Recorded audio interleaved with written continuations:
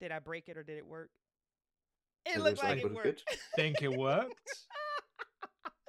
Hello, everyone, and welcome back to the Symphony. Symphony Entertainment, Gaming and Arts is my gaming company that focuses on horror systems, indie games, organic content, and player agency in an attempt to bring a symphonic approach to horror role playing. I am your host, Bridget Jeffries, and tonight I will not be serving as your keeper of arcane lore. That's because we're continuing on with a brand new segment called Cross the Strings. In this segment, Symphony actually hosts other gaming clubs, companies, publishers, etc., to showcase their talent, promote their product, and more. So if you'd like to join in on a future installment of Cross the Strings, feel free to drop us a line on social media or email us at symphonyentertainmentga@gmail.com. As before, I am so humbled and completely delighted to welcome the Miskatonic Playhouse guys, one of the biggest champions and loudest cheerleaders of Chaosium's community content program, the Miskatonic Repository. Today, we are back with episode 2 of the finale of T.A. Newman's Hometown Horror that is taking place in Aberystwyth. Thumbs up. Did I get that right? No, No! no. Wales. I In tried, damn it. I practiced that one too. Wales. Aberystwyth. I failed my language roll. This story seed was actually plucked from the recent Miskatonic Repository Supplement, Hometown Horrors Volume 2. Now, allegedly, I should be able to get you a cover. Ha! I can do technology. This is a cover Ooh. of Hometown Horrors Volume 2. If you are looking for additional game, plot, side quest inspiration, I cannot recommend this Hometown Horror series enough. These 2 supplements are currently available on the Miskatonic Repository. Volume 1 has already crossed silver. Congratulations to all the contributors there, and I expect Volume 2 to do the same. This was organized by community cheerleader and project lead Evan Perlman. Each of these tours offers the readers tours of the uncanny, the astonishing, the unwholesome, and the downright terrifying aspects of these homes that our contributors call home. So, tonight, we will be giving away a copy of Hometown Horrors Volume 2 in PDF, plus a little something written by our guests this evening. So, by following the channel and hitting exclamation point hometown, ha, I fixed it. This should actually work this time. You will be eligible to win either a copy of Hometown Horrors Volume 2 in PDF, Be My Valentine in PDF, written by our amazing keeper, T.A. Newman, or Alpaca in the Sheepfield. And honestly, if you haven't read or played Alpaca in the Sheepfield, I don't even know if you're a true Symphony fan, because literally we hover around that scenario so much. Get the scenario. Found my If you don't have it, market you there, should have it haven't by I? now. I've really found my market in you guys. I don't really know why. Listen, you got your hooks in the Symphony so hard with Alpaca and the Sheepfield, it's not even funny. So again, I have that open, I believe, with 2 entries per person. You can pray about it and see what happens. But it's exclamation point hometown, and we will do the drawing at the end of the game. Last announcement. Symphony Entertainment does have a Patreon. So if you like this content and you want to help me and others create more content like this, please, please, please consider backing us. Our Patreon is patreon.com/Symphony Entertainment. I have reviewed content warnings with the cast and crew. They understand that the X card is in place. You can send those directly to Newman via Zoom, or you can do it here on screen where everyone can see it. It doesn't matter. There's no judgment passed, no questions asked. So without further ado, let me get the hell out of the way and give the stage to Newman. Newman, tell us who you are, what you do, where people can find you, and then do the same for the other Playhouse members. And again, thank you guys so much for being here. It really means a lot to me, and I'm super excited to have you. No, we are absolutely flattered to be here and to be here at the launch of this, the Cross the Strings channel. It's actually amazing. I am T.A. Newman. I am the host of the Miskatonic Playhouse, when you can find us at www.miskatonicplayhouse.com. And our massively ambitious challenge that we are going to succeed in is that we would like every Miskatonic repository title to be played on one of our channels at the Miskatonic Playhouse, because we champion the community. That's what we do. And we also get people from the community, such as our amazing Bridget here, and we interview them and we ask them really probing questions like, if you were a fish, what kind of fish would you be? and things like that are really important to the community. And then we put it out there so everyone can watch and know what that's about. I'm also a writer. I'm also a part of the community, which is really important to all of us at the Playhouse, is that everybody is a part of the community in one way or another. I've got 3 scenarios, and tonight, as Bridget said, one of the scenarios is up for grabs as a giveaway. So hopefully you're out there grabbing. But I will pass you on to people that are much more important, clever, and responsible than me, starting with Cosmic. Hey folks, yes, I'm Cosmic. I am part of the Miskatonic Playhouse, and I'm very pleased to announce that we've just started a Regency Cthulhu adventure. So if you like that sort of thing, Hedge is shaking his head, doesn't quite understand the delight that is Regency of attending that ball and passing your fashion roll and that sort of thing. But there's no llamas yet. No llamas just yet. No alpacas in Regency. No alpacas in Regency. That's a hard one. Are you crazy? What are you talking about? That's amazing. Do come over and check out the Miskatonic Playhouse as we play Cult and Culpability. And I'll hand you over to Hedge, who will not be playing Cult Culpability. I'm John Hedge, and I am also a writer and the backstage manager at Miskatonic Playhouse. No one is entirely sure what I do, but everyone is convinced if I stop, it won't work anymore. Yeah. And I just finished up our new matinee feed, which is a quickfire, low polish style that we're now going for to try and produce more and more content.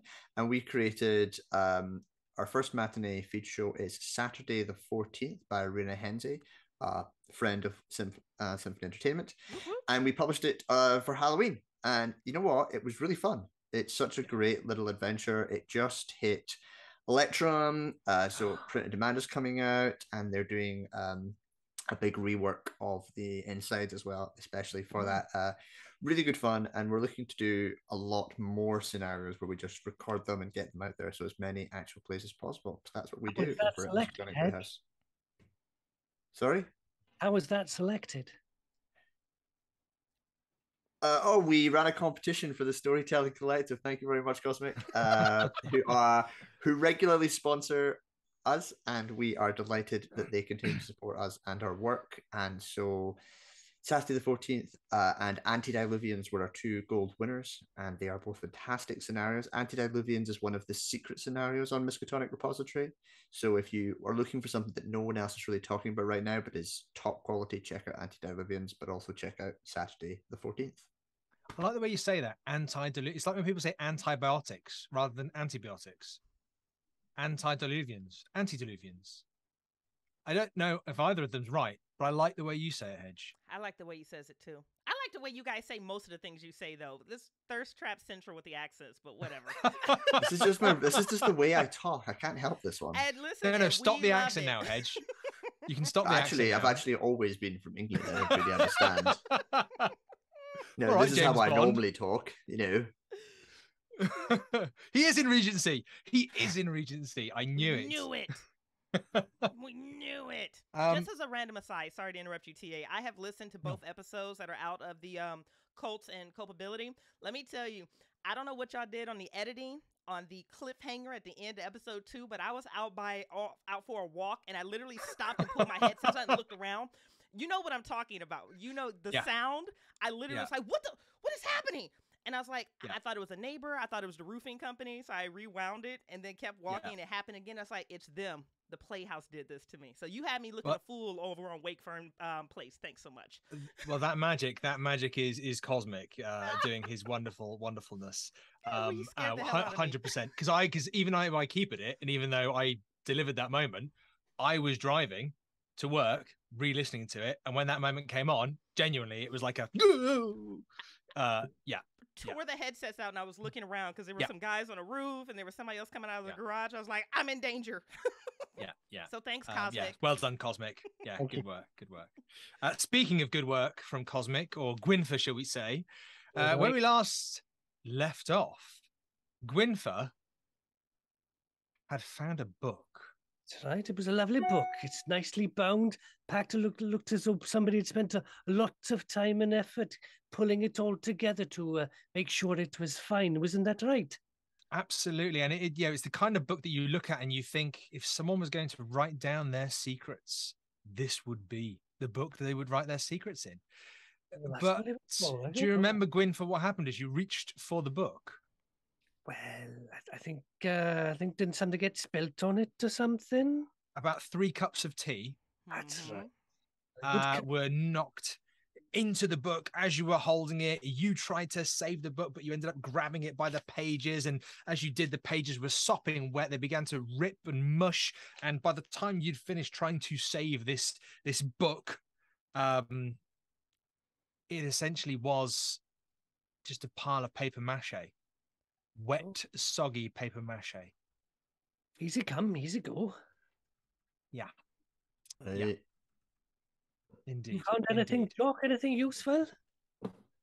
Well, as you say that, Jockey Mhm. was downstairs. You had just seen the identifying papers, passports, licenses of different individuals. But I believe you were refusing to believe that this was evidence of Geraint I think involved in initially- any kind of misdeeds. I think that was initially the case until I got down and started talking with my friends here, and it was like, no, he's been feeding some pet off of X Pier, and I was like, oh God, I think he's feeding them tourists. Oh God, so I was optimistic on the front end. On the back end, I'm doomed. And you made a success. We asked the wonderful Twitch listeners, followers, guests that we all have this evening with us. We asked them what they wanted. Did they want to see the fumble? Did they want to see the success? And obviously, they all chose the fumble for the mid-break kind of bit of fun there. But we do then get to start with your success that you rolled, Okay. and I believe it was a hard success. It most certainly was. The intelligence checks was a 16 under 75. Hard success. Great memory. Okay, perfect. Right. It's not a great memory. I rewatched the episode earlier.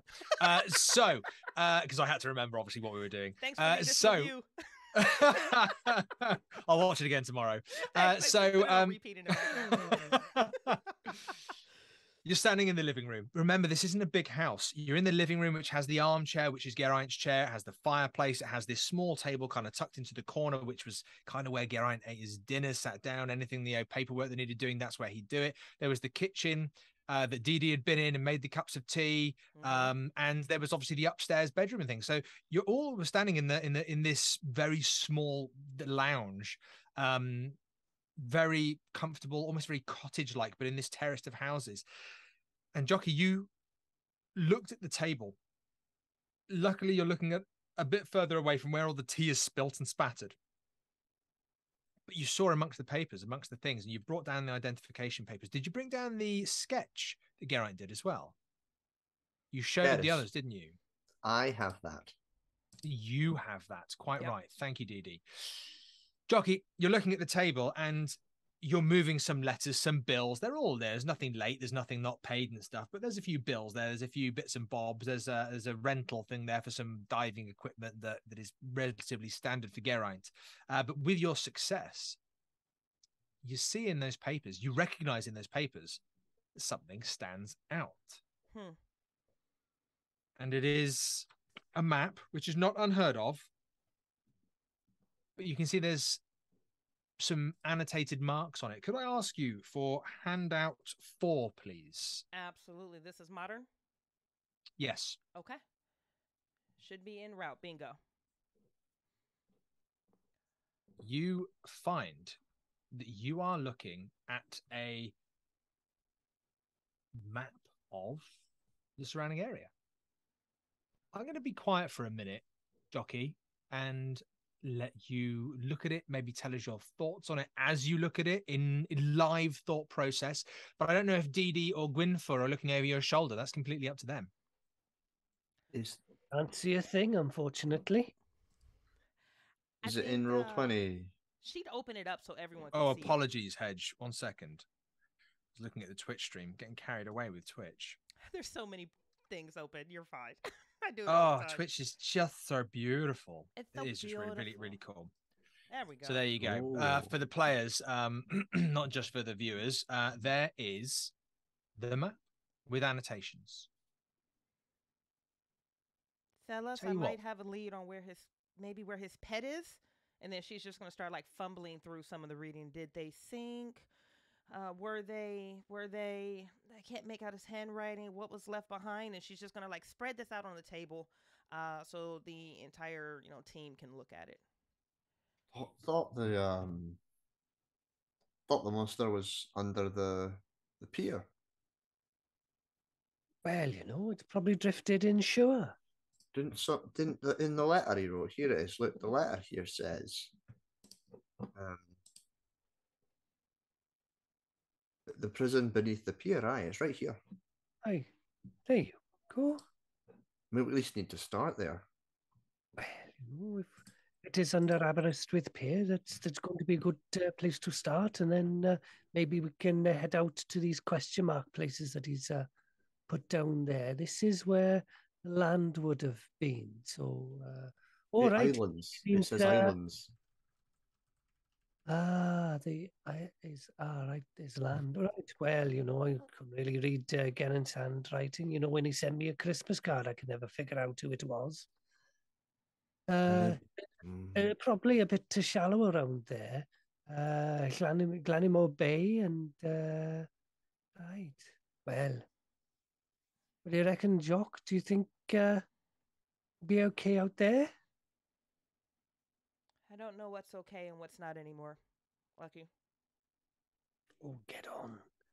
We're just going to help Garen to release his pet fish. He was getting on a bit, and much as I'd hate to say anything in public, getting on in your years, you kind of forget your sacrificing tourists? Is that where you're going in this conversation, Lucky? Tell me that's not where you're going. Whatever are you talking about? How is Gerand going to be sacrificing tourists? I mean, people are going a bit silly and throwing themselves off the pier. It's nothing to do with Gerand. You heard what the lass in the pub said. A guy just came all over all funny and decided to take a swim. And, well, we know he didn't come back up now. So, funny things. I mean, I remember I used to have a pet goldfish, and he was called Goldie. Pet goldfish, and I used to draw pictures of him myself. I used to make him look a little bit fierce so he could beat up other goldfish if he ever jumped in the pond. That's the sort of thing you did. This picture is probably just Gerant's imagination of some sort of eel that he saw, and maybe it's trapped down there with some babies and needs freeing so it can go out to the water and everything like that. He was a good. And she's just going to just sling that map off of the table, and she's going to slam over the very first newspaper she can find with a missing tourist, and then go into that satchel that she has and like slap the corresponding passport next to it, and then she's going to shove that into Gwynfor's face. Imagination. Well, just because he's been given a contract to try and find the bodies you're finding, you probably pulled that out of the water. You probably got paid for finding the passport. Hey, Dee Dee, do you reckon we'll get paid if we just pull out the passports and stuff instead of them bodies? I don't know what you're worried about, Jock, murder and everything like that. What is Dee Dee's appearance right now, or disposition to all of this? Because Lucky and Jockey are literally missing each other 10 out of 10 times on the severity of the situation. And this isn't going to interfere, so Dee Dee, this is going to be you driving this forward, but Jockey, you swipe the table clean. Mm-hmm. And you throw down this newspaper, the map's moved and all this, you can see that there's something else there. Oh, God. You've just swiped everything off the table. The others haven't necessarily seen this. I mean, you are welcome to make a spot hidden roll, but there's no reason that you would, because you're so engaged in Jockey's conversation. And I think it's only because you had a hard success with your intelligence on this in terms of looking at these documents, and you've just swiped these across. It's your action. Could I ask you to pop up handout 5, please? Understood. Ancient? Yes. On the way. All right, you've got it in Twitch. And we'll need it in Roll20. And I will pop that in Roll20. Ha! We can do tech. Well. Damn it. Most days. Some days. Oh.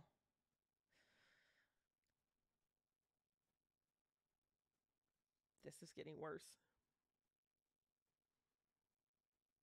So Didi has opened his mouth to speak a few times and isn't quite used to when everybody is just talking over him like this. And so what keeps happening is he kind of opens his mouth to speak, and then they just keep going and going and going and going. So he just sits back,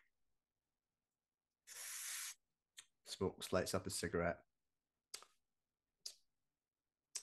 just waits for them to finish. Probably at this time we've a bit like a dinner lady, waiting till the class is quiet before they actually start their meal. I think Jock and Gwynfer have got used to this silence from Didi and probably call a bit of a truce and both look over.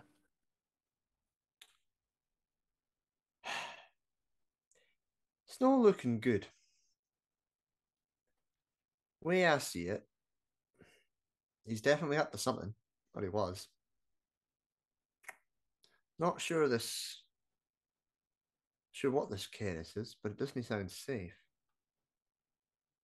Makes no sense to me he'd have the passports unless he was kidnapping them and shoving them into water, but by the reports we've heard, they're jumping in for free, so I suppose nothing to it but to go down there, try and pick up some bodies. At least then we'll maybe have some answers.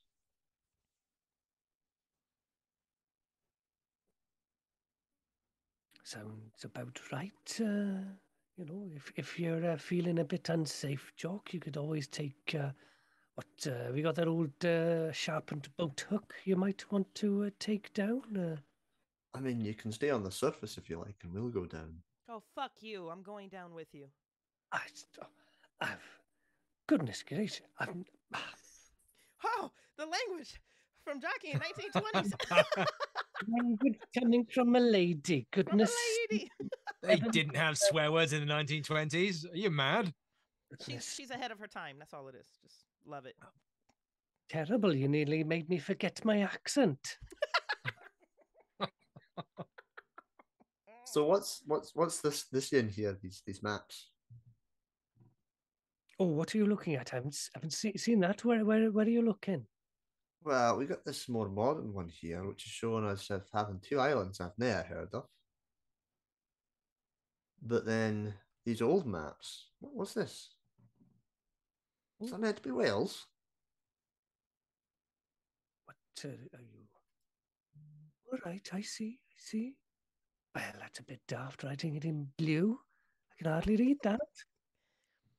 Is this where Keres is from? Yala, Is yala. the same place as Cantor Girlad. Gold. His handwriting. I can ask if anybody. Do I do this? Do we do this, guys? Do we ask for this role? I think what we're going to do is. That's a knowledge roll, are you? No, well, okay. Yeah. So I think we're either going to be looking at a. It's going to give you an option here, but I know exactly what it's going to be. If there was a no roll that you can make or a history roll. Oh.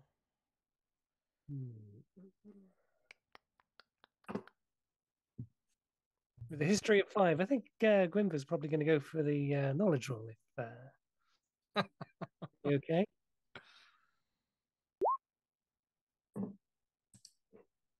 Okay. Oh, lovely. Well, Gwyn looking, and he has a hard success, 15 out of 70 on his knowledge.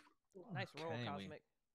You know when they say knowledge is power, sometimes what they meant was knowledge is a huge burden that will weigh you down when you're in water. You seem to remember, Gwynfer, that Cantor Gwalod is a bit of a myth. It's a bit of a talked of story. You remember as a kid maybe having a book, maybe one of the Ladybird books on Cantor Gwalod. And if you remember correctly, Cantor Gwalod is the Welsh Atlantis. Hmm. Right. Yes. He'll explain this to the others just to sort of like see if he can get them to confirm it. I would say, Jockey DD, it's up to you as to whether you heard this as a kid. It would have been a relatively shared myth story, little bit of little bit of a kid's bedtime story, or maybe something someone learnt about in primary school. Bit of Welsh pride in that, in terms of, well, we have our own Atlantis. It's called Cantreguelod. But it's completely up to you. You may have not paid attention in class, or it may have been something that you went, that's amazing. So I'll allow you to decide whether it's something now that's been brought to your attention that you know of.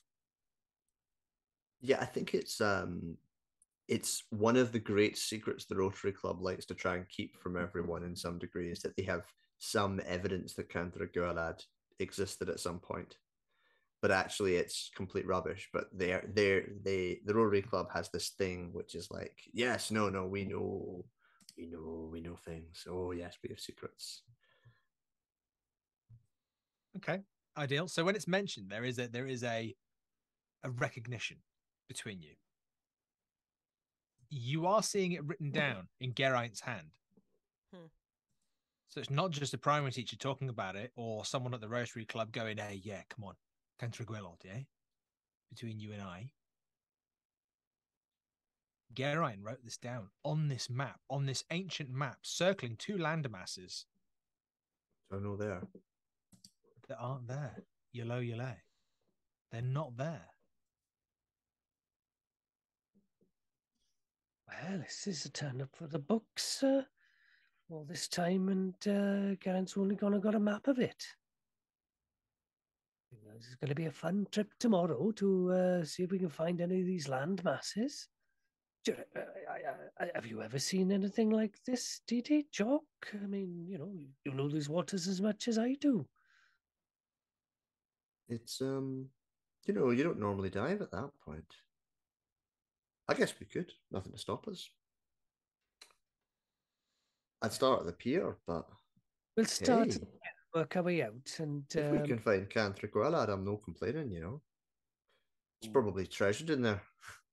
You're going to say some gold down there that wouldn't go amiss, really. Perhaps pay for the beers. This is what Geraint's been leading us to. His last will and testament is much, but he's left us a bit of a gag. Go down here, pretend you're in danger, and you'll find some treasure, because I've only gone and found Welsh Atlantis. Oh, she's going to kill him. She's going to kill him. She's going to kill him. So I'm just going to tell you then, time of day is probably about, after you went out to Constitution Hill this morning, there was the service, you went to the pub, there was a bit of the wake. You then had the conversation with David Everett Evans about hiring you guys to do a bit of diving, letting you know that his nephew Wyn Evans is there with the rest of the lads. If you wanted to do some diving, they're there to operate the kind of obviously the pumps on your boat, Gwynfer, if that's okay with you. They kind of talked about, because you kind of have the boat that they would go to, unless they've got outsiders coming in. And it's probably about 2 PM. So you've got a bit of time this afternoon, but they did talk about tomorrow being the first thing in the morning, break of daylight. That's when we want you down there, because then you've got the longest time to do whatever you need to do. Also, can't go diving while drunk. It's very bad for you. Very bad. Well, you're the man with experience, DD. That would be, I mean, I wouldn't want to tell you yes or no on that one. So tomorrow then? Well, I was going to go down the library, see if Marjorie might be able to give us a hand with. Well, I kind of feel bad. I spilled tea all over it. Maybe they've got some light or something they could do to, I don't know, something clever to clean up these pages a bit. Worth a shot, this afternoon. I'll go down the chippy for some food later. If you want to meet me there, I'll tell you all about it. Or you come with us. I don't mind at all. I suppose we could have a wee, just, one pump in the suit, and we could just look under the pier, just quickly this afternoon. I mean, No big adventure, just pop head underwater and have a look. if you want, we could. Well, why not? I mean, are you thinking you just want to go down and have a look at the legs of the pier, like? What I'll do is we get the pump out just off from the shore. I'll Oh, just walk in. upon the pier, there's a good amount of rope on it, a good amount of pipe on it. Yeah, yeah. All So right. it's good. All Do you want right. to go to the library and then maybe me and Jockey can get swimming?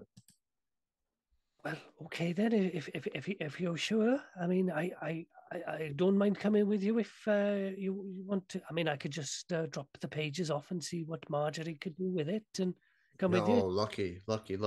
No, Denny. You go look at your book. Me and Jockey, sorry, with you. We'll Oh. go check out the pier.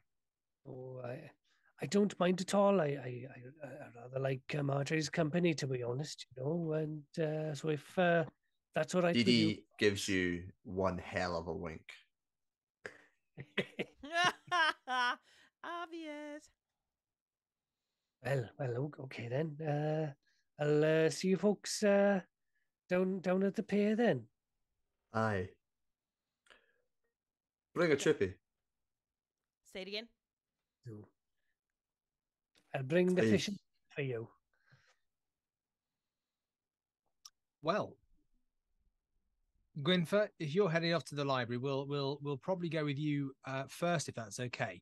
But Jockey and Didi, I would say there's a voice in my head that I'm gonna just casually refer to as Chris Bates, and just call that voice out and say, if you were on your way down there and you'd found out what you'd found out, and you were by any means trying to take precautions of any sorts, if you wanted to, just off the top of my head, grab a bill hook or a harpoon or whatever. I have those things with my diving kit, obviously. Of course you do. Of course you do. I just didn't want you to think that you couldn't. And if you wanted to prepare yourself in any way, shape, or form for your stroll out into the tide, of course you can. Of course you can. I like this voice in your head, Newman. I like this it's voice. A good voice. I like this voice as well. It's a voice I feel that if there's a narrative, it just really helps with some details weaving in. It's a great voice. I love it. Woo, phenomenal voice. Gwynfer, you sorry, I've seen my brawl scrill. I mean, I'm damned either way, so have you seen all your stats? You're damned either way. We've talked about this. Gwynfer, Gwynfer, you leave. You tell me. Did you get the sense that Didi kind of wanted to give a bit of a break between you and Jockey? Well, no, I mean, Geraint not around. Gwynfer's not really good at picking up the social signals. He just wants to do what he wants to do, really. I mean, Jock is getting very passionate about it. So if they want to dive into the sea, dive into the deep end, literally, then, well, that's good for them. I just want to find out a little bit more about this legend. It might have a bit of a map extra down at the library or something that we can piece together with ours. So leave them to it, and I shall go and see Miss Marjorie. Okay. Well, it's not long before you actually head down to there's a huge part of the old or not so old because it's 1920, but the still old university across the seafront, and it's a huge part.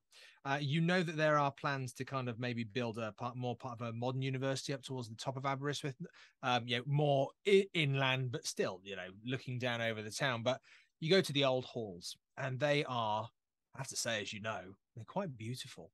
They're carved of stone. They've got lovely floors. This is a mix between kind of beautiful kind of mosaic tiled floors. And then there is actually the occasional kind of marble inset, which is quite a beautiful thing to have. And having been to the library there, kind of bypassing the classrooms because, that's for the younger academic types. But the library there is open. The library there is open for anybody in Aberystwyth to use, especially if they know Marjorie. you find as you go into the library, as predicted, that Marjorie is there with a trolley of books that she is just returning to her desk with. And she doesn't look up. She doesn't kind of see you. She's kind of nose deep in these books. You can clearly see that she is very much engaged in her ongoing endeavor to reorganize the library. And then once it's reorganized, she has read about a new organizing system. Forget the duodecimal. She has her own systems that she's reading about. And then she just starts all over again. But right now she is thoroughly just kind of going through a number of books as you walk in. Gwynfer. All right. Well, Gwynfer takes his hat off, stuffs it in his back pocket or something, and just tries to smooth his hair down a little bit, possibly with some of the tea that's dripping from these pages, and just casually walks over to the trolley and just stands there for a moment and says, "Afternoon, Miss Marjorie. The book's treating you well?" Oh, Gwynfer, you gave me a fright. Very sorry about that. I've didn't mean to. I've if you don't mind, I've come here on a bit of business. Actually, I've got got a bit of a mess I made, unfortunately. I wonder if you could have a look at this mess. And he just like finds a table and plonks it down on there and said, it's it's some pages which I kind of made a mess of it, but apparently there's some fun things that Geraint, God rest his soul, has left us to it. So could you have a little look for us, please? Right then. I'm in the middle of something at the minute, Gwynfer. I am going to ask you for a roll here because I'm going to give you a bonus die though because you've dropped Geraint's name and you've said that he's kind of left it for you. So I'm going to allow you the roll, whatever you see fit here. But there is you are clearly, tell me if I'm wrong, you are trying to convince, persuade, charm, fast talk, the wonderful, what did we call her? Marge? Midge? Marjorie? Margaret? Marjorie. Margie. 3 different Marge. Steve. We are, you are trying to charm the big M here. And she's waiting to see if you're able to kind of do that. There we go. He's not much of a charmer, unfortunately. So he's going to persuade her, well, at least try and persuade that it is going to be. Oh, thank goodness for that. The bonus die allows him to persuade with a 16 versus 25. That Marjorie, right? It mean a great deal to us, this could be his last writings, and we'd be very, very grateful if you could maybe see what there is left in there. Oh, Gwynfer, you are a one, aren't you? Right, give it here. Come on now. It's all right. She kind of takes the book from you, and even though she's still a little bit quick and a little bit stern, you know that's her kind of liking someone. And she kind of takes the book from you. Oh, bloody hell, what have you done with this? It's a right mess. I think 3 cups of teas and 4 sugars went over it. Crikey, O'Reilly, not even me ma would be able to look at this and make sense of it. I tell you what, you'll need to give me some time, Gwynfer. Oh, okay. Well, shall I go wait over there, or are you talking more time? Well, what is it you want from this? Is it, am I looking to translate this bloody cup of tea? I'd be better doing a tea reading, I would. No.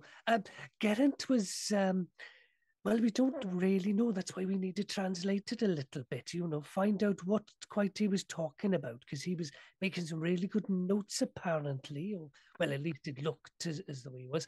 Maybe, he looks around, it may be to do with that Cantigüelod he was doing some research into there, Geraint was researching Cantigüelod? Know whether he was going to, write a book before he sadly passed away. So we want to carry memory and stuff. See what he's got written down there, because I've heard of it, but I've never really looked at it myself. I kind of stay clear of that old sort of stuff. Right then.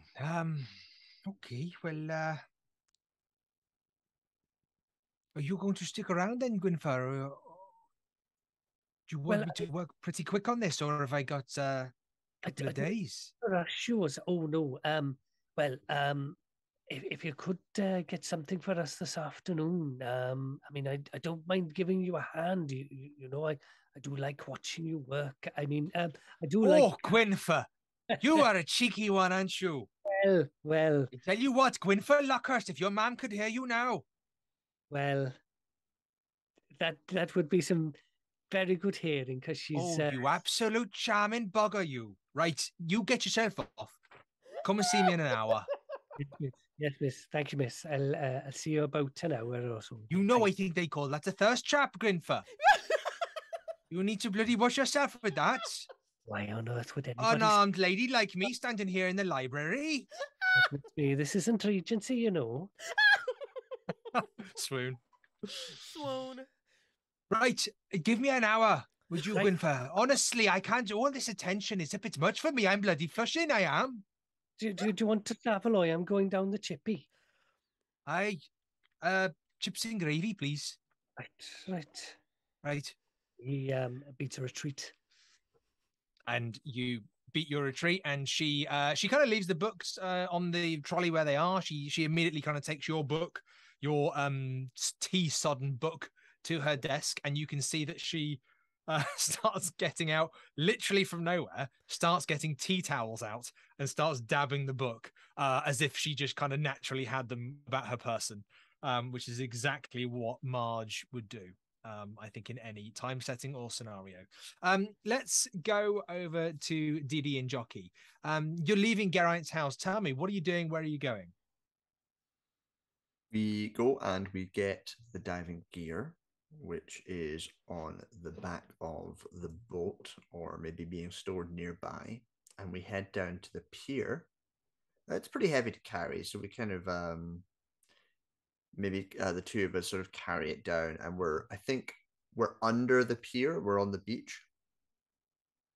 And what we're going to do is I'm just going to walk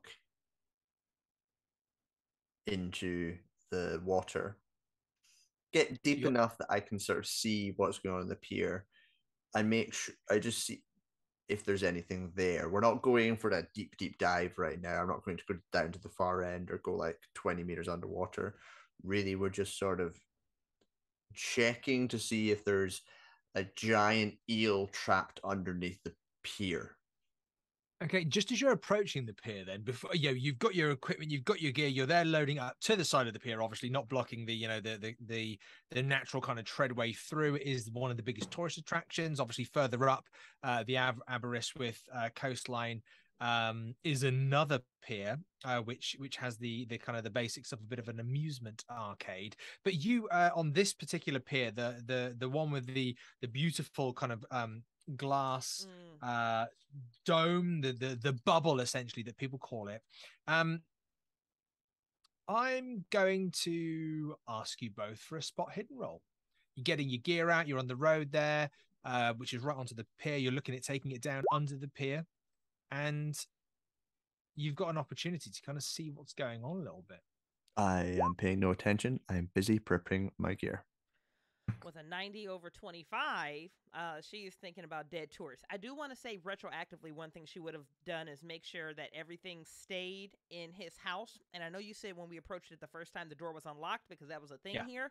But we were also provided a key. She's going to make sure that all windows are secured, everything is locked, and that door is locked because she doesn't want anybody else walking in and finding what they just walked in and found. Okay, so all of the essential, someone might call them clues, are on the table, all there, one place, but all windows are closed. The door is locked. There is no free entry for anybody who just wanders past. Of course. No, yeah, she couldn't survive. Weird. She can barely survive us knowing she doesn't want that getting out yet. And Jockey, what was your role in terms of your spot hidden? Oh, trash. 90 over 25.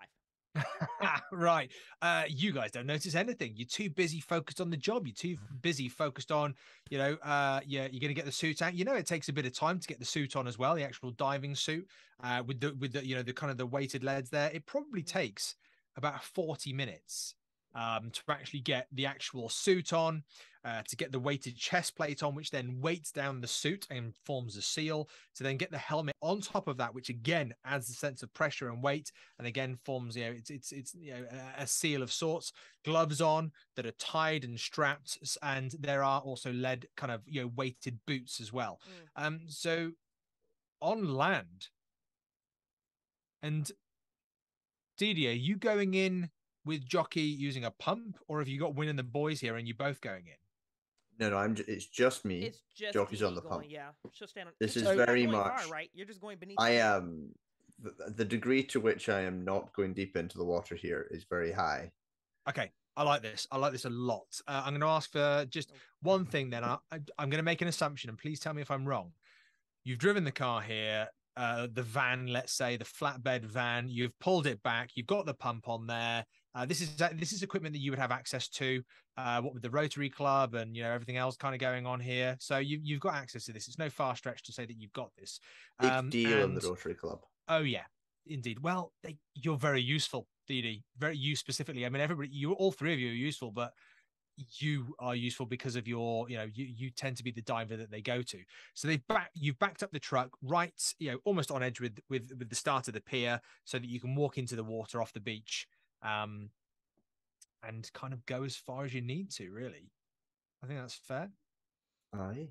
Yeah, Didi's marching on, and she's standing on the sands of the beach, leaning against the truck because she can see him. It's not like he's that far away. Actually, okay.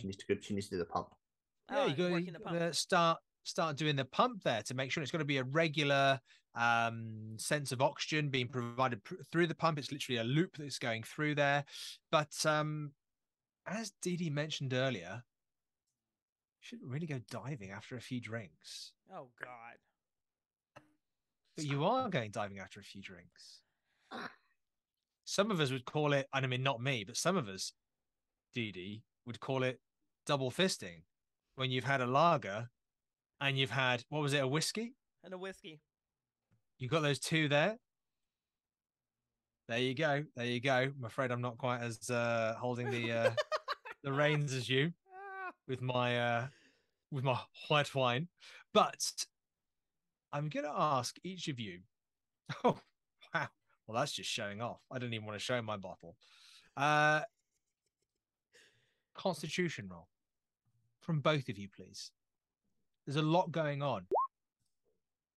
You may have forgotten what the situation... We've done this before. We know what we're doing.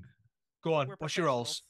46 versus 55. So I'm fine. You take a bottle down there, screwed into your helmet and drink it if you could. Just wait. Jockey? Jockey rolled a 1 under 55, a critical success. Okay, so earlier on, everybody else was double fisting. You were quadruple fisting, and it has made no dent. You are just like, yeah, mother's milk. I have this on my cornflakes. Yeah. Or let's be honest, trauma is sobering. Her best friend is potentially feeding tourists to the creature underneath the sea. And if we're perfectly honest, if you live in Aberystwyth, you drink. Like full stop. It's something that they check you for. They will pull you over on the street and check your breath. And they will give you a pint if you haven't had a drink. So you guys are absolutely bloody, I mean, you've had a drink, and you can feel a bit of a buzz. In fact, actually, Jockey, you can't, but Didi, you've got a bit of a buzz, but actually it's kind of giving you a bit of confidence. It's not hindering you in any way, shape or form. But Jockey, you are just fully in control. Tell me what you do, guys. We've got Jockey's there on the pump, making sure regular oxygen is there. Didi, you've got the suit on. It slows you down. Your movement is going to be a lot slower until you get into the water, and then there is that relief when you're wearing the suit when you get into the water. Are you planning to walk under the pier? Are you going out and round? So Didi has two basic theories right now. One of which is that there is a caged eel of some kind under the pier. Yeah. And the other is that this is Gerrant's been talking in metaphor, and there's some kind of monster out there somewhere. But what he is fairly certain of is that there's not going to be a monster under the pier because we'd have noticed. So he's going to wander down, keeping an eye on things, looking for anything that's out of sorts, that is odd, is weird. He's looking to see if he can find whatever Keris is, or find any evidence that there's nothing there. And also, he does know that a man jumped off the pier earlier today, so he is paying attention for that body. And then keep it retroactively. I'm not familiar with diving in general, let alone 1920s diving, but what are contingency plans that she could put into place in the event that Didi got snatched? Can she like clip something to the back of that suit that's also tied to the car, or something where like if I needed a quick extraction, like I don't know, if he get pulled under by something, that she can like pull him back? Okay, so for this for the expansion of the Aberystwyth Hometown Horrors, for those of us listening in on this, what I've done is I've got the, because it's just a brilliant old book, Fearful Passages, which is one of the earlier Chaosium scenarios, and it's about lots of different types of travel. Within that, there's a scenario called Crash Dive, which, by all accounts, Seth Skrowski did a review on it and said, brilliant rules, not the best scenario. So I've never played this scenario, but I've looked at the rules and I've adapted them for our game. In terms of you making a quick snatch, a la kind of metal clip on there, whizzing someone back out, that wasn't really a thing. You could, if you'd like to, make some kind of rudimentary effort. I'll tell you what you have got, though, Jockey. You've got this big, long tube that goes all the way from your pumping device into Didi's helmet. Now that tube is for oxygen, but it could also act as I'm pulling you back. Obviously, if something happens to that tube, yeah, I was gonna say you're snatching, trying to pull back, pool goes out, yeah, Didi drowns. Might put Didi in a situation. Now, I am sure, I have no doubt, there's nothing in the Crash Dive rules about diving, and as I said, I have adapted them. So if you turn around to me and said, you know what, because of what's going on, I would make sure we've got a bloody big long rope, and I'm tying it to the back of the large metal hood and chest plate that goes onto Didi, and I'm tying it to the van. Then... So can I just say that does happen, that conversation happens, and Didi refuses because it might damage his equipment. Okay. So Jackie insists she already has like the harness set up. It's like, yeah, if I can just slip this around your arms and your legs, and if something happens, and then she's put down. Got it. Just going to say, Didi, way to ruin potential dilemma in the future. Yeah. Wouldn't that have been ace? I'm going to get you out. Pull, vacuum, water in the helmet. What happens next? Honestly, stop thinking cleverly, please. How am I supposed to do this if you're all just planning? I know, it's really exciting. I'm looking at the rules going... It's all right, Newman. I'm going to go in here. You're going to kill me, and then I can just head off. So, right, last one to die now. That's it. That's it. Not that you're all going to die. So, Bridget, you don't know this, but there's a rule, which is that Newman dies. So when we play on the Miskatonic Playhouse, one of the rules is Newman dies. And so I'm assuming right now that that's about to be turned on me. I'm not really allowed to survive scenarios whenever we play. And in Saturday the 14th, which was Rena's scenario that I was very lucky enough to be in. No spoilers. No spoilers. Everything is fine. And the only thing we can tell you for certain. Yeah. Anyway, so diving, got the stew, not going to tie a rope on. The conversation is had between Jockey and Didi, but Didi says, no, I've got my oxygen pipe. I'm on that. Now, there was a couple of rudimentary ways that people would communicate in terms of diving, and they're not easy. One of them is easier than the other. So one is that, and this is a bit of a, I'd have to check the logistics on this, but we're going to go with it. Otherwise, potentially there's significant trouble. One of them is you've got the pump machine. Yeah. You've got the pipe that goes down to the helmet. you have got basically a way of communicating. You can't talk down that, but what people would do is they would take a hammer or a spanner or a wrench. Yeah, absolutely. And you would bang once for no, twice for yes, or the other way around, depending on whichever way you wanted to do that. So it might be that even on the pipe, a way to communicate back up is that there's tugs on the pipe. So you've got pulls on the pipe, twice for one, twice for yes, one for no, and then vice versa. The bangs, they echo down. The more interesting thing, which I was really impressed when I found this out, is if there was an opportunity for more than one person to be in the water, obviously you can't communicate because there's more than one of you in the water. But yeah, absolutely, Hedge. By putting the helmets together and talking, the resonation, the vibrations means they can actually hear each other. Shut the front door, huh? Absolutely, absolutely. So a little bit of a learning corner there for everybody. You're welcome. So one pull is normally take, and 2 pulls is normally listen. I will let you decide what you'd like to do with those rules. So I imagine, again, in the conversation before you go in, we're kind of seeing Dee Dee walking out into the water, but we're just having this slight momentary flashback here where make those decisions for us now so that our listeners can they are clued in as well as to what's happening here. So yeah, it's if I pull once, it's take, so pull in, and if I pull twice, it's give me more slack. Okay. And then how many pulls for oh God, I'm getting ready to die? All of them. Okay, got it. There we go. Okay. Yeah. Okay. If I start tugging like Lucky's seeing Marjorie, then start pulling in. We call it the Marjorie. Get out of there. The Marjorie tug. There we go. So you are, Dee Dee, walking out into the water, and it's bloody heavy going, but it's not long before you find you're kind of ankle deep. Then after a few minutes more, you're knee deep, waist deep, chest deep. You're going out.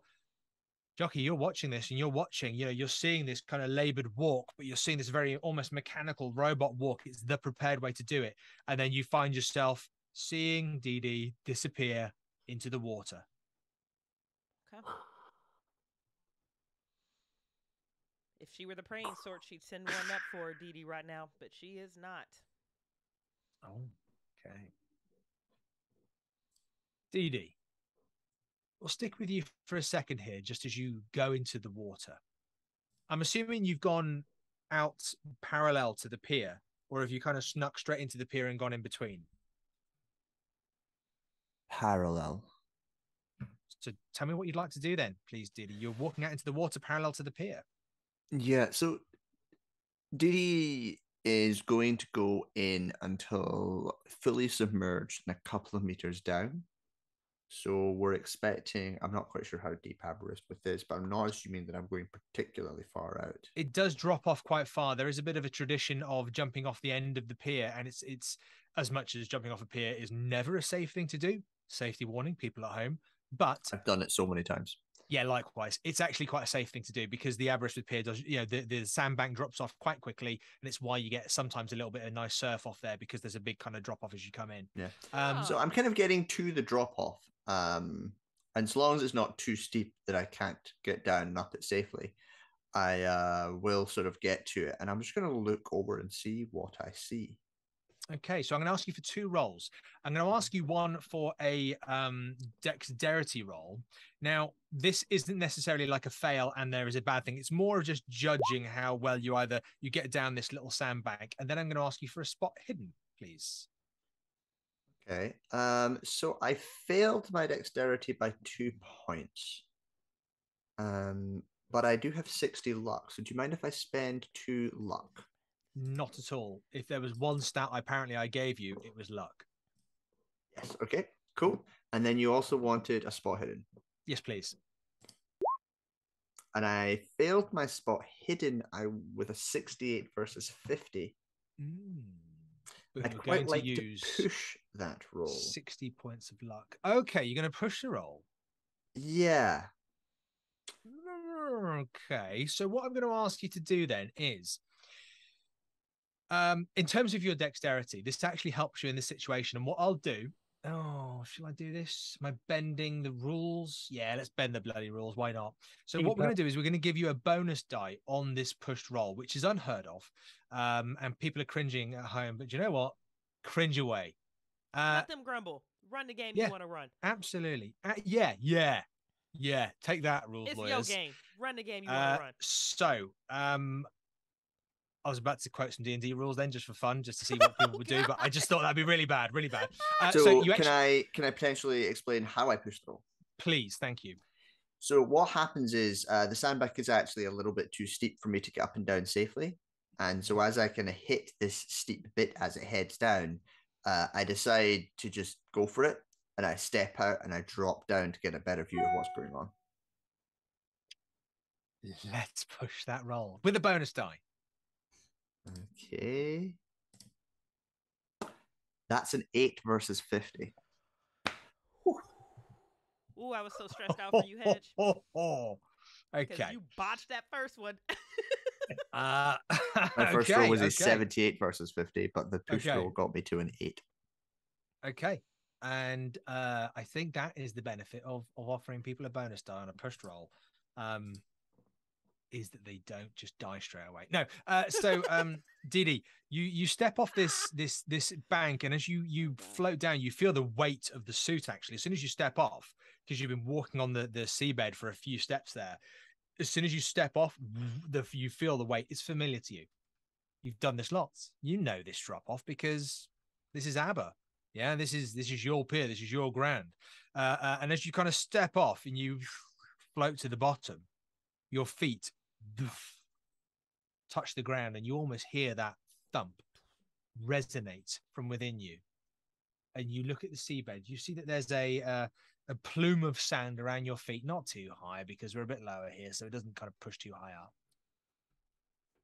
But you are struggling to see the sand at your feet.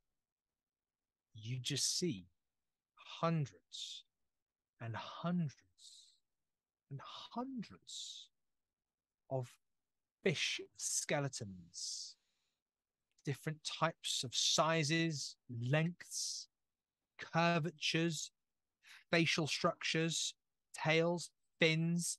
There is not a speck of flesh anywhere. And I'm sorry, did you say you rolled an 8? 8. That's an extreme.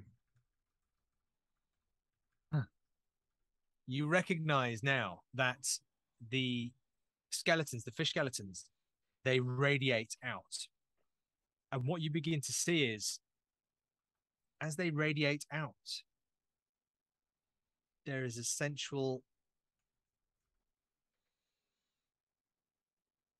area where there are no fish skeletons.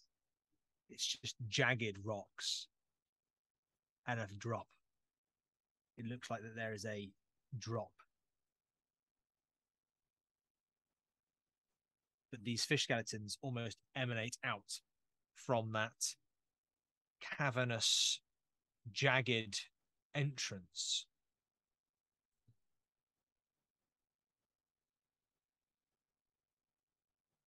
Some kind of, as Keeper Chad would say, abyss, you might say. And I'm sure he would pull this facial expression after he said it. I turn around and begin walking back to shore. I'm not going to ask you for a dexterity roll on your way up the bank, given time and your natural acquaintance with the actual ocean, the sea, the ABBA drop off here. You'd be able to navigate that very easily. Get yourself back up and make your way up. The ABBA Aberystwyth, the ABBA Bank. Yeah. That's what we call it. Yeah, but it's what it is, isn't it? Just before you do though, whilst all that's happening, there's I just want to kind of check in with the others. Whilst that's happening, so this is almost kind of like just a bit of a time jump here. So Bridget, Jockey is kind of pumping. You've had there's been no pulls on the line. There's been nothing that's flagged you in terms of something's going on I need help with. You just get the sense that everything is A-okay, which is, a classic, if you're underwater, classic diving sign. A-okay. Yeah, Dee Dee's I'm a competent gonna- diver. I mean, one of the best that she's ever seen. Yeah. So If not the best. if not the best, yeah. I mean, so she's worried about him from the aspect of there's a lot of unknown variables in play with what's going on with this pet or things of that nature. But there's also a confidence that she has. Like Dee Dee knows what the hell Dee Dee is doing, and she's there for support and backup. So what she's doing is being very intentional about making sure there's a steady flow of oxygen, and being hyper aware of any type of tugs or pulls on the line. Whilst all that's going on, and you are trapped on this pump, and if you leave it, then Diddy's got no air. Yeah. You are his lifeline, literally his lifeline. But you can't help but hear a few things. You don't even need to make a listen roll for this. This is just loud. It's loud. You are down on the bank. Yeah, the sea is down here. You're up on the bank here. Above you, up here, is the pier with the glass pavilion, the glass bubble. You hear voices from up there. You hear a woman's voice in the distance. Panicked. Christopher, stop it now. You're being bloody silly. Come on now. Wake up, Christopher. Stop joining in with these other bloody fools staring at the bloody sky. Christopher, we got to go now. We're supposed to be at your mother's for Sunday dinner. Christopher. And you just hear like this kind of like, I suppose, a bit of an argument going on, but you don't hear anything coming back from the other person. And it's just, I suppose, stands out. It's something that you lock onto because you are, you're pumping the air pump, the pressure pump, and there is this unusual call. And in this moment, there's absolutely nothing that she can do about it. She can't leave this post. I mean, she could. I mean, you know what? This stream would go real dark real fast. I got to investigate the argument. Okay, so I'm going to say what we'll do is we'll have Didi coming out the water, any moment between Didi and Jockey that we're going to look at, and then that will give us time to go back to Gwynfer and Marge. So Didi, you find yourself coming out the water, breaking water, pushing yourself out, and then you feel the weight kind of fall upon you of being back on land without the water then helping to kind of support the weight of the diving suit. Yeah, and you see me sort of like take off all the extra weights and drop them on the ground, and just like once I'm beyond the line of the water, I'm just sort of like taking all the bits off and pulling the head off. And you would need Jockey to help with that because it's bloody heavy equipment. Yeah, there's a significant weight to this equipment, but you know that you guys have done this so many bloody times and whatever. So, but even before I'm completely out of the wets, so I pretty much am like,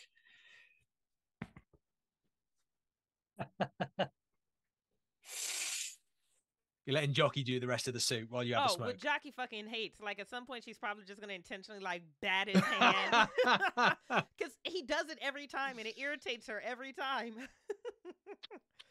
Is she gonna try it this time? For sure. It's high stress as she is right now. He's having his celebration smoke again. Let's have a Jockey dexterity. Let's have a DD dodge. Come on, let's do this properly. DD doesn't even dodge. Oh, okay then. Come in. Just slap it away. Yeah, just slap it away. He pulls another one out. Already lit. Just manifest. Yeah, it's what they do. Okay. So it's a monster under the pier. You saw it?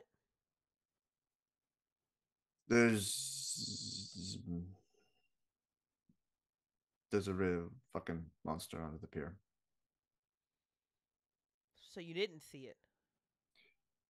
There's a monster under the pier. This is like she's pulling bags, disassembling things, untying bolts. And it's like, you're going to need to be a little bit more specific here with me, Didi.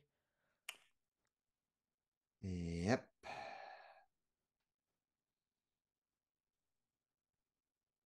And she's going to stop and kind of step back for a minute and just look Didi square in the face.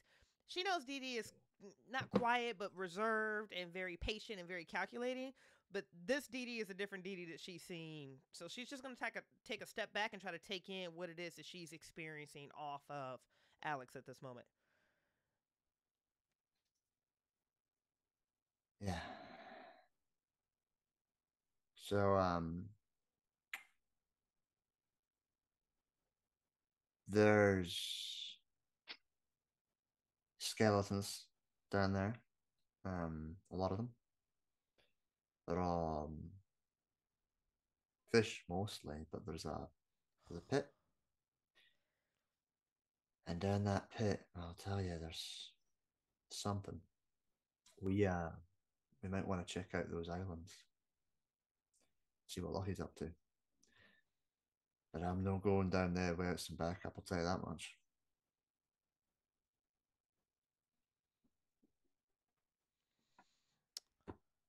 Unless both Bridget and Jackie are reading this wrong, Dee Dee looks spooked. So the rest of this dissembling process is just going to operate in total silence. And then she's going to run up to see what's going on with quote-unquote Christopher. Okay, as that process unfolds, we're just going to jump over to Gwynfer, and then we'll come back. Gwynfer, you've did you go and get Marge a fish and chips? No, sorry, chips and curry. I think no, chips and gravy. And gravy. Okay. Yeah. Don't mess Chips up and the gravy. order. He's been waiting outside for the go ahead to come on in because he's not supposed to eat or drink in the library anymore. Yeah. Okay. So I guess after a while, she kind of looks up, and I guess you're there in the door of the library, the window of the library. She kind of looks around. She kind of gives you the signal of, I'll come out to you. And she picks up your mushed up book, and she picks up a page of notes that she's been making, and she kind of walks out to you. Right then, suppose you did want salt and vinegar, didn't you? Aye, of course I did. Do you think I'm some kind of bloody monster? Right. Well, here's your book. She gives you the book, which it's a mess. It's a real mess. But I did manage to get a few things out of this, Oh, you're very kind, Marjorie. What do you find? Let me tell you this, Gwynfer Luckhurst. Oh, right. If I give you this delicate information, what is it you're going to do for me, young man? Well, I mean, you like fish and chips. I do, that's right. I also like a bit of company, Gwynfer. I hear there's a nice restaurant down on the pier that might have a reservation tomorrow at about 7 o'clock if you might have a reservation or will have a reservation, Gwynfer. Oh! Well, I haven't been down there just yet, I have to admit, but we'll have, We'll have a reservation. Then I guess we're in business then, aren't we, Gwynfer? We are, Miss Marjorie. Yes, we are. Right then. So it looks like Geraint rest his soul, Poor man. Looks like he was a bit of a believer, And I don't mean in, the big man upstairs. I mean, looks like Geraint was a bit of a believer in, the Welsh Atlantis. I believe it's said about these days. Cantra Gwelod. I remember Mrs. Frost talking to me about this at primary school. I was very fascinated. All right. Yes, and what did she say? Well, she said that off the coast of Wales there was 2 islands, and they had been there for. Sorry, I just read Hedges' comment in the Twitch. Sorry, lost it. Just absolutely got me. Sorry. 1 second. Somebody take his phone. Back in the room. Get that man out of here. Okay.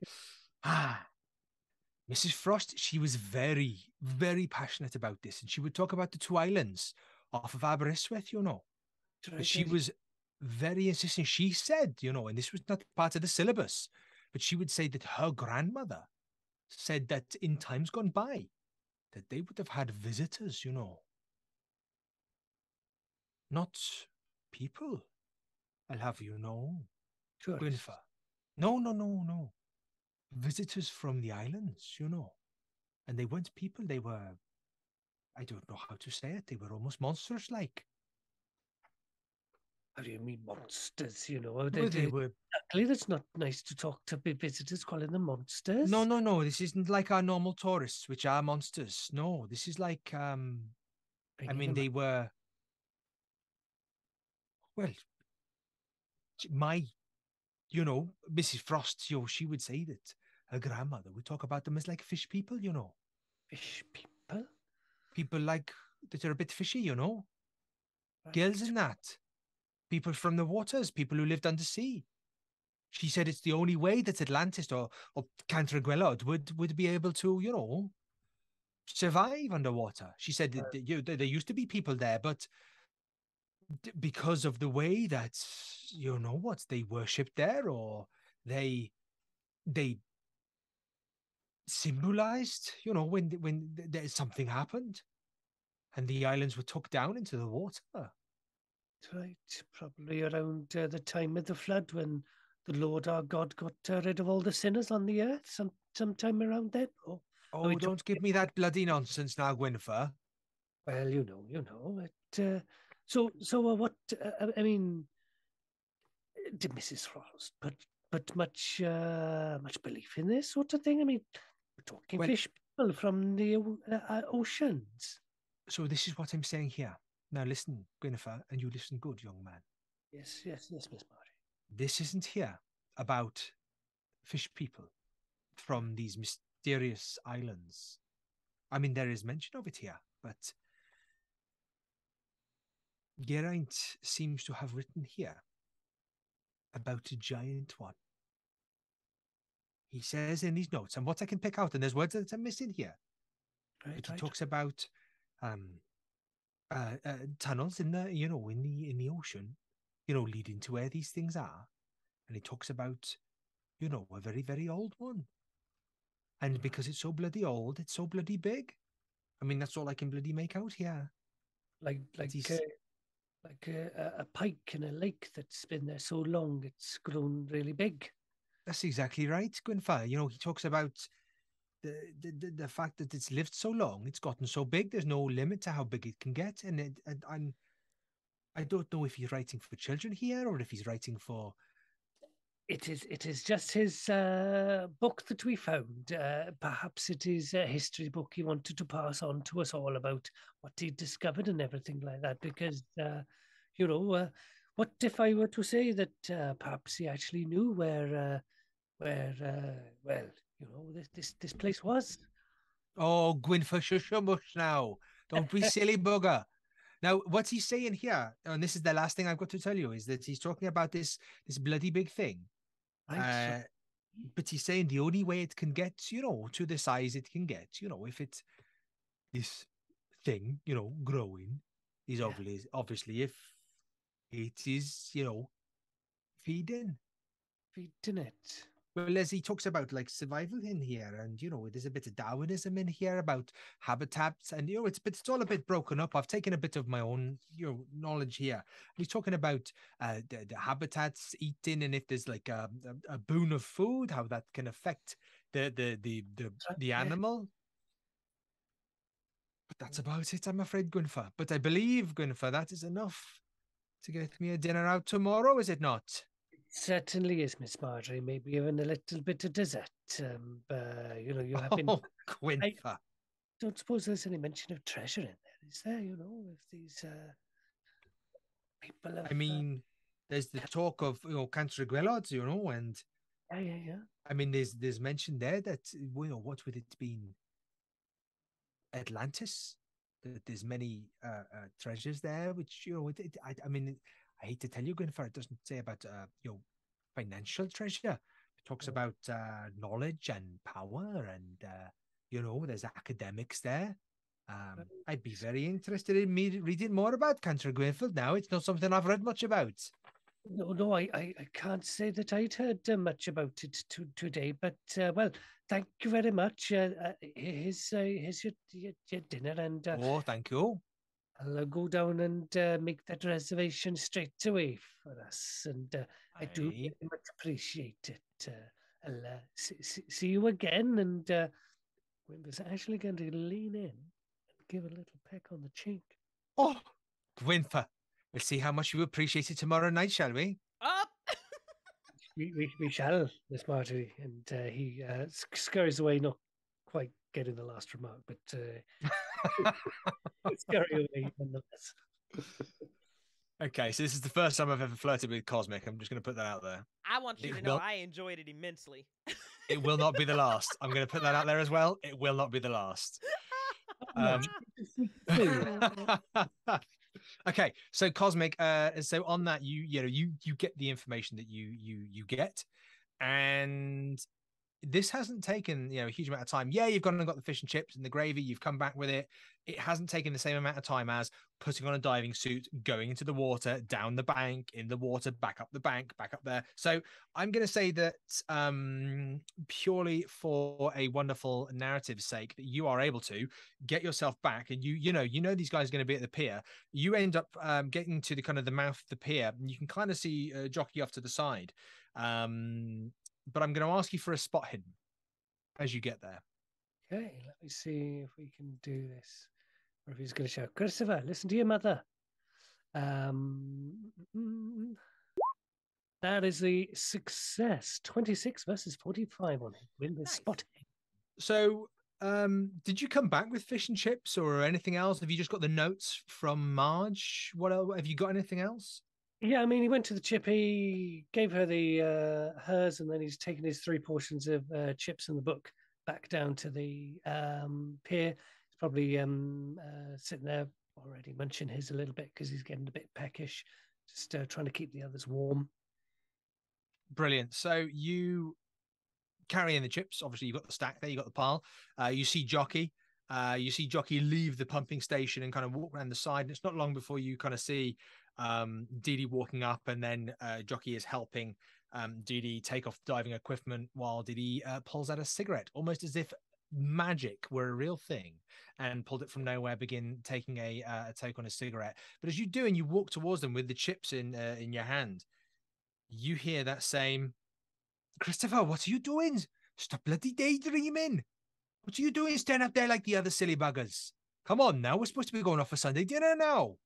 Christopher, I'm going to have sharp bloody words with you in a minute, young man. And because you're walking past the entrance to the pier, you can look down. And as you do, I think with that success, 26, did you say, out of 45? 26 out of 45. I can make that a hard success. No, I can't. Sorry. Yeah. Are you sure? You can use as much luck as you want. Are you sure? No, I shall hang on to my luck for the moment, Keeper. You can use everybody else's luck if you like. No, you can't. So you look down the pier, and you see there are 3 people. There is well, there's more than 3 people, but there's about 5 or 6 people, but there are 3 people that stand out, should I say. 2 men and a young lady. And they are standing quite centrally under the glass pavilion, and they're staring up. And they are slack-jawed, eyes wide, and they don't seem responsive to the people around them.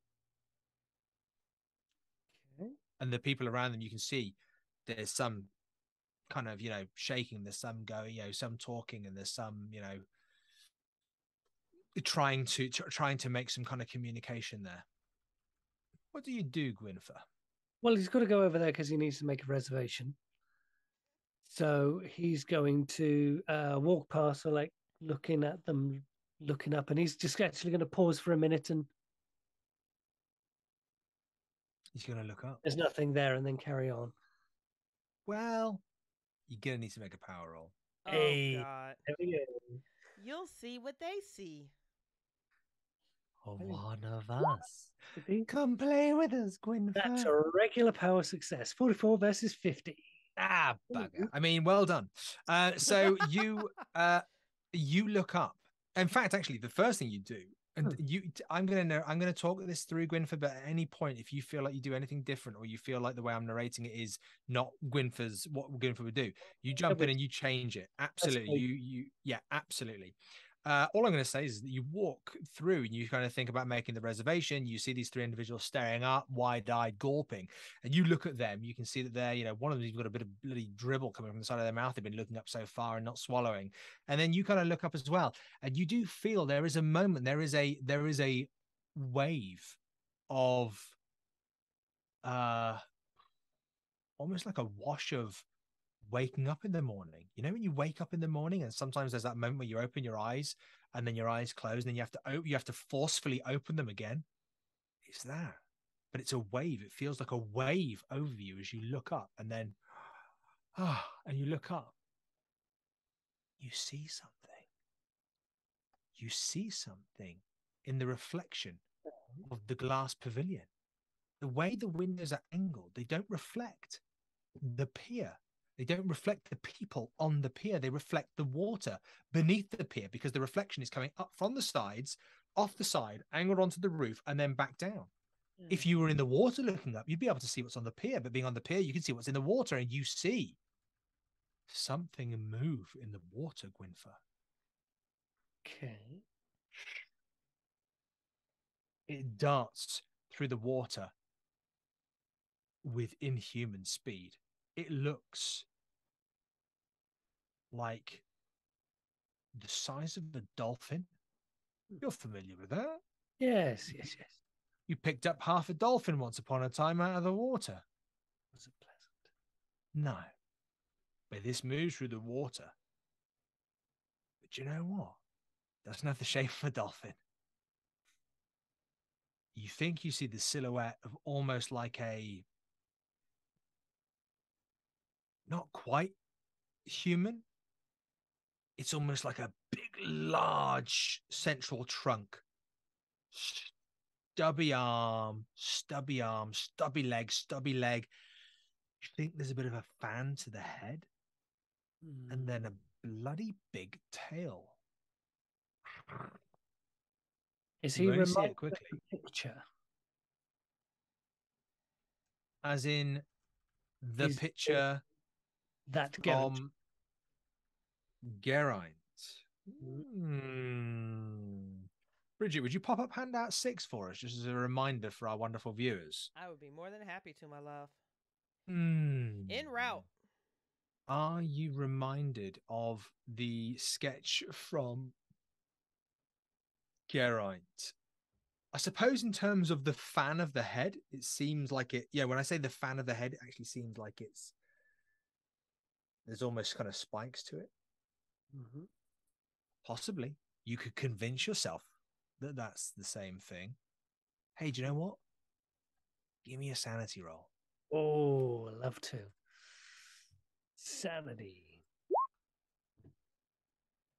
That is a failure. 58 versus 50. Okay. I'm going to say, and other keepers might shoot me down, but do you know what? We've got about an hour left and we're going big. I'm going to say, what we're going to do is, you have found out a lot in the last 24 hours. Geraint, had passed away. It's been his wake. It's been his service. You went to his house.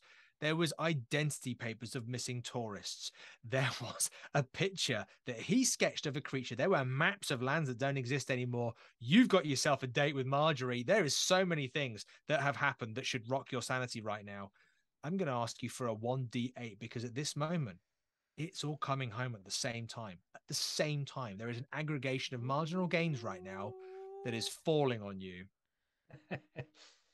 Okay. And I would like to see a loss of more than 5 points of sanity. Yeah, we Come do too. How about 7? Yes! Ba-boom! Come on. Okay. Does this Problem is, we're all dumb. We're not going to get lunch, Dee Dee. Okay. Gwynfor's quite our lunch. Okay. Cosmic, I'm going to suggest something, and then I'm going to let you kind of tell me how it goes. Oh, I love that you've just done the thing that I was asking for next. But just before we get there, you look up, you see this short-armed, legged, but long-tailed, spiky head thing ripple through the water in the reflection of the glass pavilion above you. And as it pushes through, the chips drop to the floor, splatter to the ground. You don't fall into the same trance as everybody else. You hear Jockey screaming from somewhere else, just knowing that the chips have hit the ground. But in reality, no. But in reality, you look around. You look into the eyes of the three people that are standing there. You're not in the same trance as them, but you know what has entranced them. One of them begins to move to the side. You begin to move over with them. You hear a voice from behind you. It's all blocked out. It's almost as if it's a darkness, if it's tunnel vision. And you can just see this young man walking over to the side. You walk over with them and you stand by the side of them. You can hear a voice in the background. Christopher, what the bloody hell are you doing now? Come on now. You need to snap out of this. You're right, silly bugger. We need to get going. I've had right about enough of this. And who the bloody hell is this? And you can kind of sense all this in the background, but you walk over to the edge of the pier. There is a moment when Christopher looks directly at you. And they say something to you. Okay. They say something to you in a language that you have never heard. Welp. Kerignek Blokmon Stara. You hear the words, even though you know this is not a language you know. And by that, I mean, it's not Welsh, Sure. which potentially sounds similar. You hear the words, she's hungry. I have to feed her. Gwynfor, you completely agree. You even shake his hand as he then climbs up on the side of the pier and jumps off. You hear screaming around you. You hear people panicking. You are standing there. It takes you a moment before you are kind of knocked into reality. I am going to say, as a temporary insanity that you now have, you are absolutely enthralled with the idea of finding out what Keris is. It's never bothered you before, but now, oh my God, it needs feeding. We have to look after it. However you present that is up to you, Cosmic. But that is a driving factor that your fear, your insanity has presented itself as. So Okay, DD. Oh, sorry, let me- Cosmic, go on. My driving force is to find out what Keris is or to feed Keris. In a really annoying way, I'm going to say yes. Way not to commit, Essen- Newman. It's well, That was you brilliant. know, I think there's some role playing in there, but at the same time, I think there's a bit of both in there. And I think I am happy for you to play either of those things that you'd like to whatever capacity you think Gwynfor does. The loss of sanity was there. We know it's going to be a defining feature of the character for the near future. I think that's for you to play. Cosmic, I'll let Gwynfor make those decisions for us.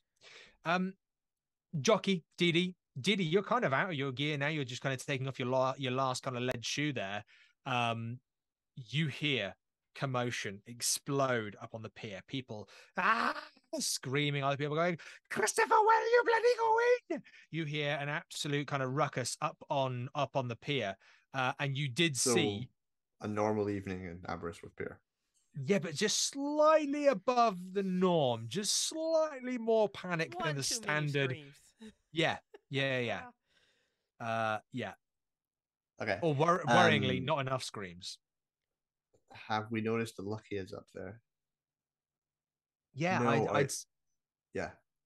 I think you kind of saw him kind of get into the head of the pit. He might have even given you a little wave. He's got the fish and chips, and then he's got a chippy. All right, so I'm heading to Lucky. No, So I what'd you think do? what Dee Dee would like to do, and I'll check in with you about this, Bridget, because I assume this can be a conversation, is everything is getting a little bit urgent, but he'd quite like to try and go to this island. So he'd like to get on the boat, and because to him, whatever is here is too dangerous, and maybe the explanation is on this island.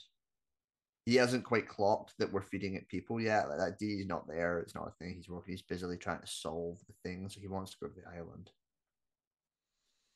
Yeah, if that's a conversation we were having after you kind of came out of that weird creepy stasis, she'd agree like that would be fine, but her definitely focus was to pre-Christopher jumping was to go that direction, because she just heard that story about a kid rolling himself into the water a few hours ago, so she wants to at least go and babysit that situation once Aye, Dee Dee aye. is safely Maybe on we shore. should. Aye, all right. Yeah, yeah, yeah. Let's go, go, go, go. You run up, you get there, you see people panicking. You see Gwynfor is standing there, almost kind of looking down at the water. He's got a bit of a smile on his face. Bear hug.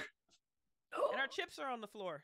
Chips are all over the floor. There is Very gravy, angry there is about that. curry all over the floor. They were well wrapped. They were well wrapped. There may be one or two chips, but no, the way they wrapped that was. How can I have a luck roll to determine how much of my chippy I save? Yeah, of course.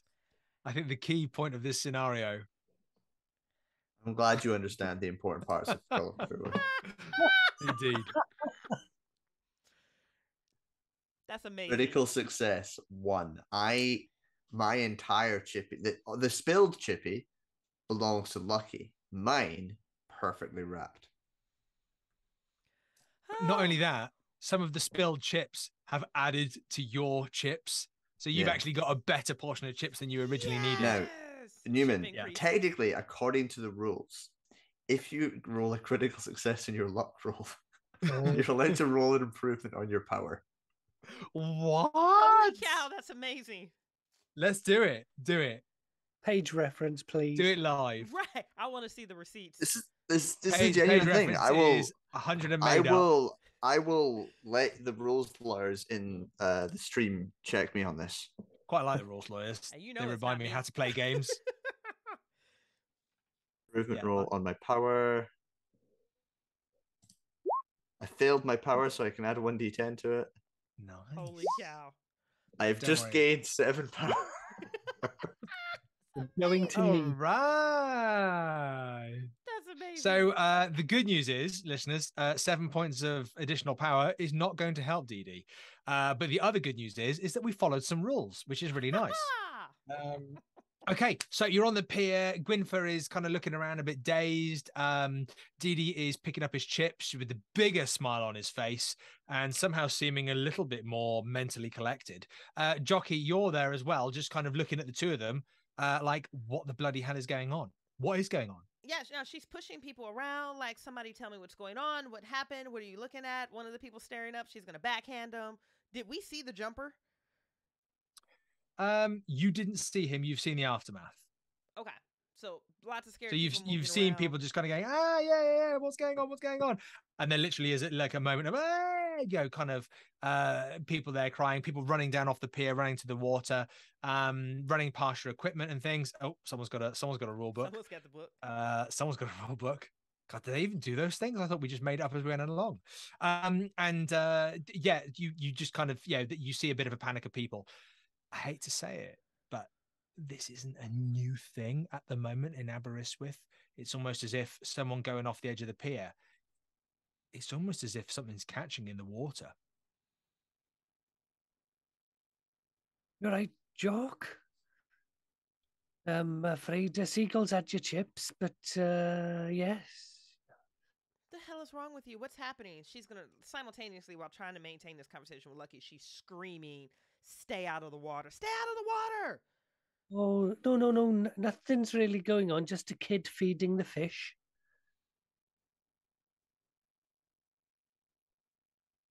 That Still got it. stare was totally in character. Good stare. Good line as well, Cosmic. Okay. How do you... Let's get a bit of a moment there, just a kid feeding the fish. You've seen what happened. Is he making fun of the situation? He doesn't look like it. He looks like he's pretty bloody serious. He looks... Gwynfer. He looks... Yeah, how does he look? He looks like that. She can't tolerate that. She's going to backhand him hard. Oh. I mean, this is going to be like grab him by the shirt and then swing back from the hips and come down across his face. Okay, give us a firearm roll, please. No, give us a brawl. Just checking that on the rules lawyers there. Give us a brawl roll, please. This is a proper bloody slap. Oh, wow. I have a skill over 30 on this sheet, and it's in brawl. That's amazing. Shut up. That is amazing. To which she brilliantly failed a 94 over 65. Would you like to push it? You're going to let me push a brawl check? Because I'll do it. I think at this moment, I'd really want to kind of see the slap land. Okay, I do too. Bridget does too. This is accumulation of stress, and what she's going to do to push this roll is like she has him, by the throat. Her hand is going up, and just her attention is flickering in multiple directions. You've got the somebody screaming over Christopher that just went over. She's got some weird teenager getting ready to walk into the water to see what's going on. She doesn't understand why Dee Dee isn't connecting or where she went or what she saw. And versus having an open hand, she's going to close it and bring it down as she's going back through the memories of Lucky, just completely disregarding every single passport, ID, and birth certificate that she pulled out. Okay, as you're rolling this, before you tell us the results, Okay. Gwynfer, can you just give us that line again about the boy? Oh, nothing. Just a boy feeding the fish. And the roll? This is a 56 under 65. This will be a success on the push. You are very welcome to try and dodge, Gwynfer, but you're going to do so at disadvantage because you're not quite in the right mental state at the moment. He would probably like to riposte. Oh, okay. Oh, At here we go. disadvantage, though. It going down, yo. Here we go. Which is my real Welsh accent, just in case you're wondering. So, yes, he... oh, that is a regular success. Okay, so I'm telling you what's happening here. Okay, Jockey's coming in, and Jockey is bopping Gwynfer in the jaw. Gwynfer isn't even waiting. Just as that's hitting, Gwynfer is coming up with an uppercut, bopping Jockey in the face. And whilst this is all going on, Dee Dee, Eating his chips. what are you doing?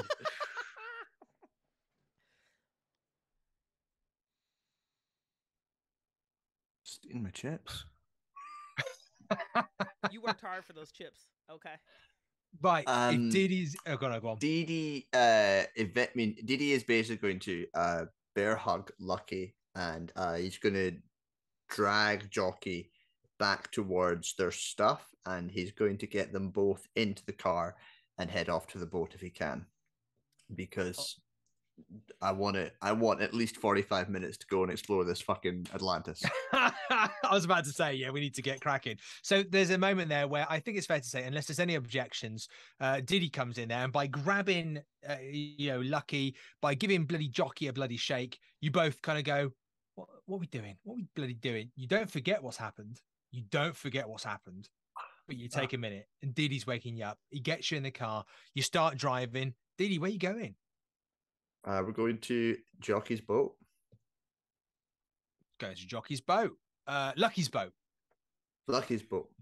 So yeah, you quite easily drive yourself around to the far end of, to the far end of the Aber kind of coastline. It's not here by the pier or down by the amusement pier. It's a bit further down, past the castle, down the far end, and down the past south. The nice area, past the nice marina to the crappy marina, and then at the very end of the crappy marina. Yeah. So you're at the crappy marina, which is exactly where we see Lucky's boat. You pull the car up.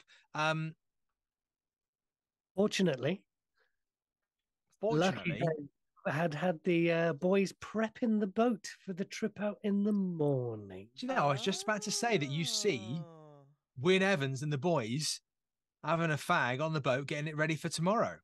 Absolutely. They're good lads after all.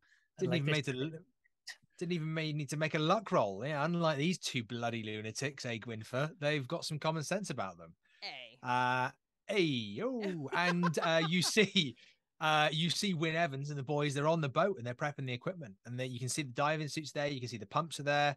It's not a massive boat, but everything is squirreled on board, and yeah, they're probably giving it some kind of one of their boy band songs. Big boys. Your boat gently down the stream. No. We change a plan. Right then, what's going on, DD? Anything you need, mate? Aye, going out tonight. You up for it? Oh shit, going out tonight? Yeah. Well, I haven't told me ma. Sorry. I said I'd be on for dinner. It's all right. We brought an extra chippy. All right. Rude. Boys, you all right for going out tonight then? It's DD in it, asking us if we can go out tonight, like, boys. And you can kind of see between them there, just like, oh yeah, fucking yeah, right, too right. Yeah, absolutely. Yeah. And then, right, yeah, of course, DD, we're ready. Always ready, That's just us. Ain't it? Right. Boys, let's get cracking with a song and let's get us going. And they begin kind of getting the gear together and they're having a bit of a sing song. It's not kind of the song you'd expect from these boys. You'd expect Wellerman, that's what it is. It's Wellerman. Well, you'd be expecting some kind of sea shanty, but between them, they're actually quite harmonized. And it's whatever I did, whatever I said, I didn't mean it. I just want you back for good. Want you back. And they're actually really nicely harmonized. Want you back for good. And they kind of just have this weird, unique kind of like boy band that is like a really bad ripoff of all kind of like, songs that haven't been written yet. And, they or maybe they wrote it, who knows, maybe they're the actual writers of the song, who knows. People owe them royalties. So the boat is ready, you're on the boat, there is a tension. I'm not going to demand that of you of players. It's agency for you to play, but you've clearly demonstrated there is tension between you. Win and the boys, they've got the diving gear ready. Gwynfer, nobody touches the wheel, it's your boat. That's right. That's the kind of not so jolly Gwynfer that the lads are possibly known. He's usually sort of like laughing and joking and checking things around. But if they've read the book, he's probably got a bit of Captain Ahab about him, where he's just looking over, making sure things are done, and he's just stuck on his wheel, heading out to sea, eyes fixed on where he probably knows now where to be. I'm going to ask you for a power roll, please. And I'm going to ask you for a penalty die because you're not in your right place. That you're feels good to me. You're a little bit affected. Ooh, he's still on course. Even with the penalty die, it was Even with the penalty. versus 50. So do you know what? It's really weird, Gwynford, just between you and me. You feel that there's, the island. You're supposed to go out to this supposed island that Dee says exists. You don't want to go to the island, mate. You know where to go. You want to go to the end of the pier. Oh, God. You know where you want to go. There's no bloody island. What's Dee talking about? He's bloody mental. You want to see what's down there. DD Jockey, what are you doing on the boat? Obviously, the boat's just kind of trawling past the Aber kind of inlet before it kind of pulls out to sea. You seem to be getting a bit close to the pier, but that's not a bad way to go. It's usually a bit of a tourist like hoo-hoo, with the horn and that. But, you seem to be going past the pier. Is there anything you guys say or do? Yeah, so I'm starting to get ready. As is Jockey, I assume. Yeah. Yep. The two of us are hopefully sort of doing it up and getting all the bits and pieces on. And I have also got the harpoon out and it's on my back. Nice. Okay. Jockey, similar position? Yeah, just supporting DD, getting him dressed, things of that nature. Every once in a while, like licking the blood from the back of her knuckles from that little scuff she got into with Lucky. Mm-hmm. Yeah, and Diddy's expecting Jockey to get into her diving gear as well. Just saying. I, You don't have to. I know. You hear the boys, they start singing another song that hasn't been written yet, but they just seem to have this perfect harmony. Who wants to live forever? Stop it! Bloody Oh, stop sorry. it! Stop it! Stop it! Stop it! She's Hey. done. She's tapped out on patience right now. Sorry, Jockey. I didn't mean it. Like we were just writing some Shut new up. material. People are dying Sorry. here. It's not funny. Stop singing. Sorry.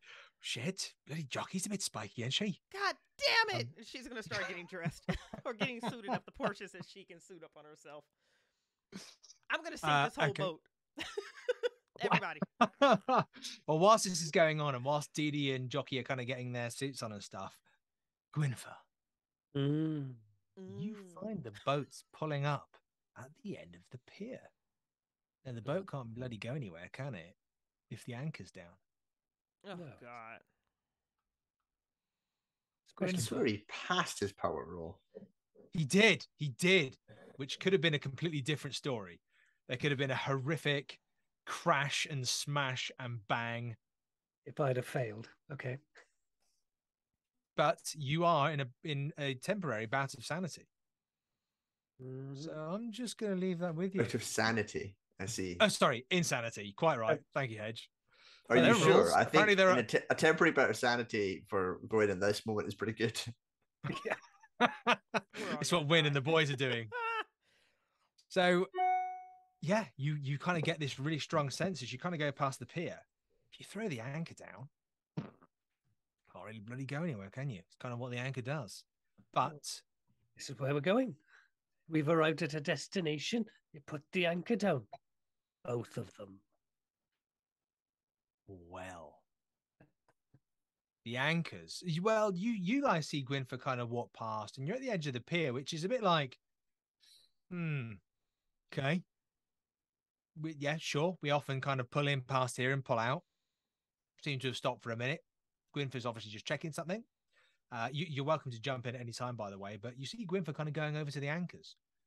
You see there's 2 levers there. Obviously one for each anchor. Can I potentially have a psychology roll because Lucky's being a bit weird? There's no potential about it, Dee Dee. You can have a psychology roll. Lucky, Okay, you're now very you've welcome given to me make a the same 0 roll. in psychology, but the base is, I believe, the base is either 10 or 30. I believe it's 10. I'd like you to roll with 0, please. I'd like First- you to roll with 0. But what I No, want I is believe the 0. basic is, the base is 10. That is as we discovered last session, that's a glitch with your sheets, which I then refused to change because Yep, I base thought it'd is be 10. funny.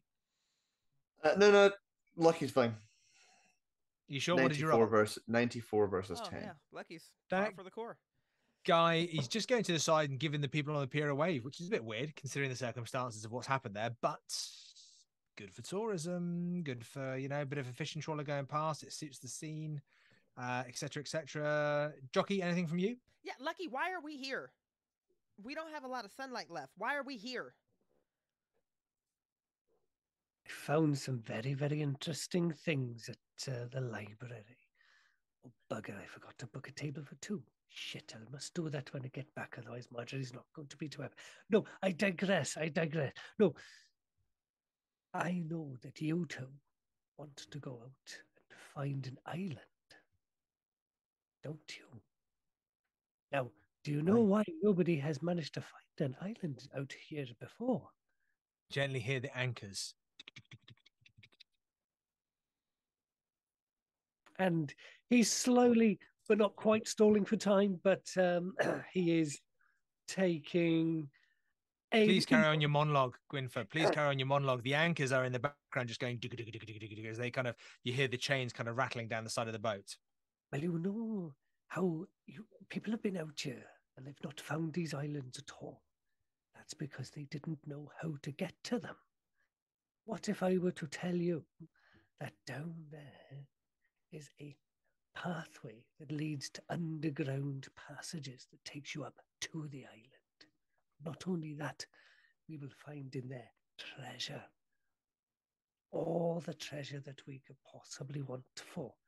And you never know, we might come across this Keris, There's got to be something in it. There's got to be something in the mermaid books. We'll find Welsh Atlantis and we'll come back discovering a new breed of fish that everybody wants to know and get to know and worship and all that sort of lovely things.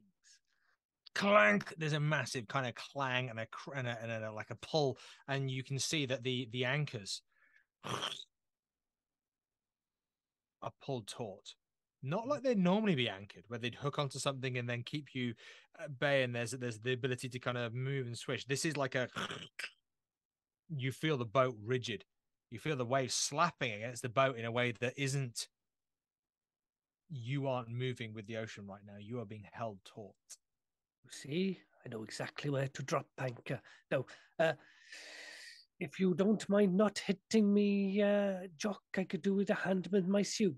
No, I'm definitely going to hit you again. Dee Dee, do you have anything to add to this? Dee Dee pulls out a knife and tries to cut the rope which is attaching the anchor.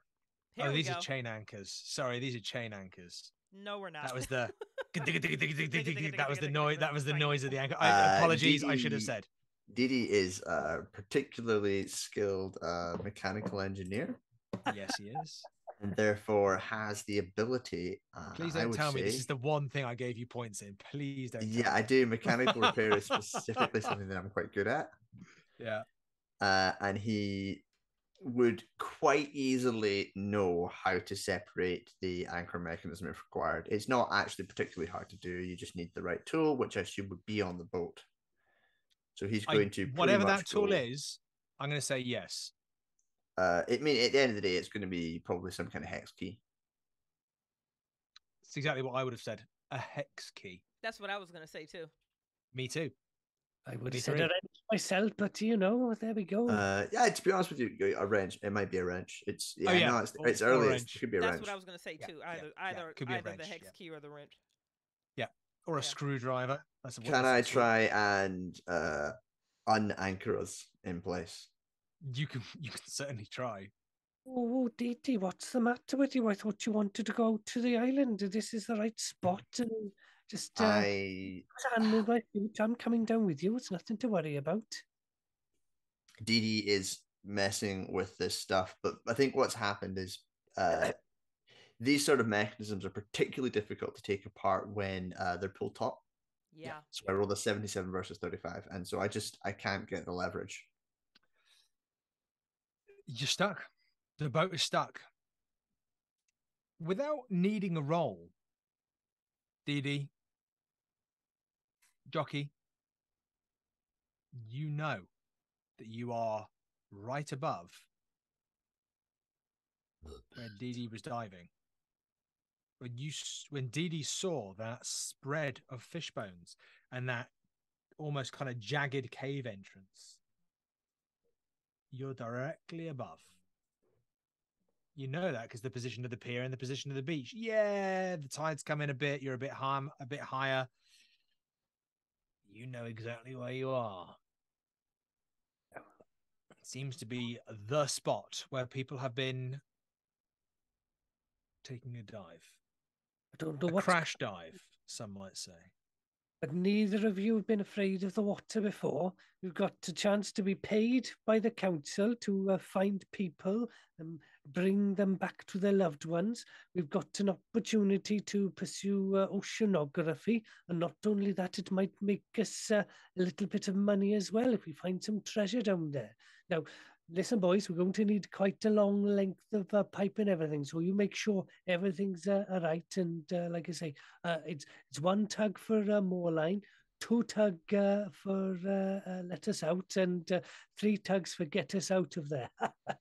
No. We're going to be fine. She steps in on them once, and those dark shark-like eyes have just dialed back by about 50%. I mean, this is pure predatory behavior. It's in her hips.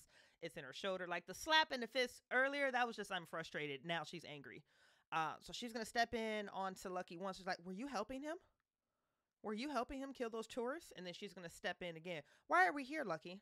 This isn't where we were supposed to go. And it's going to be a slow march until she can close him into some corner of this boat. Because either they're going over, he's going over, or something is going to happen. She's officially done. What did you see? What did you see in the glass, Lucky? I mean, it's accusation after accusation after accusation. She's just leaning in, coming in, coming in. 2 seconds. I need to type something. Oh, Oh who are you God. typing to? Me? This is exciting. Am I getting something typed to me? Yeah. His fish god is Ooh. about to jump onto the boat and eat me. There's no such thing. Right now, hopefully that is whisper to keep. So, That is one thing I do like about this little character sheet. so I can see it. I'm just choosing not to look at it. Okay, Yeah, I think we Nicole, all saw that. really work. Oh well, there we go. But I don't see it. The I haven't list- read it. I the just saw li- it pop up. doesn't matter. The listeners don't know. Ha-ha! Bloody listeners. You don't know. You don't know what's going on. Roll 20 isn't Uh, public facing today. Take that, listeners. So we're going to say that, yeah, the thing that you did that you didn't do that nobody knows about, yes, you can do the thing that nobody Okay. knows. All right. Well, You can't probably guess Chris Spates. You can't guess unless you can guess, then well done you.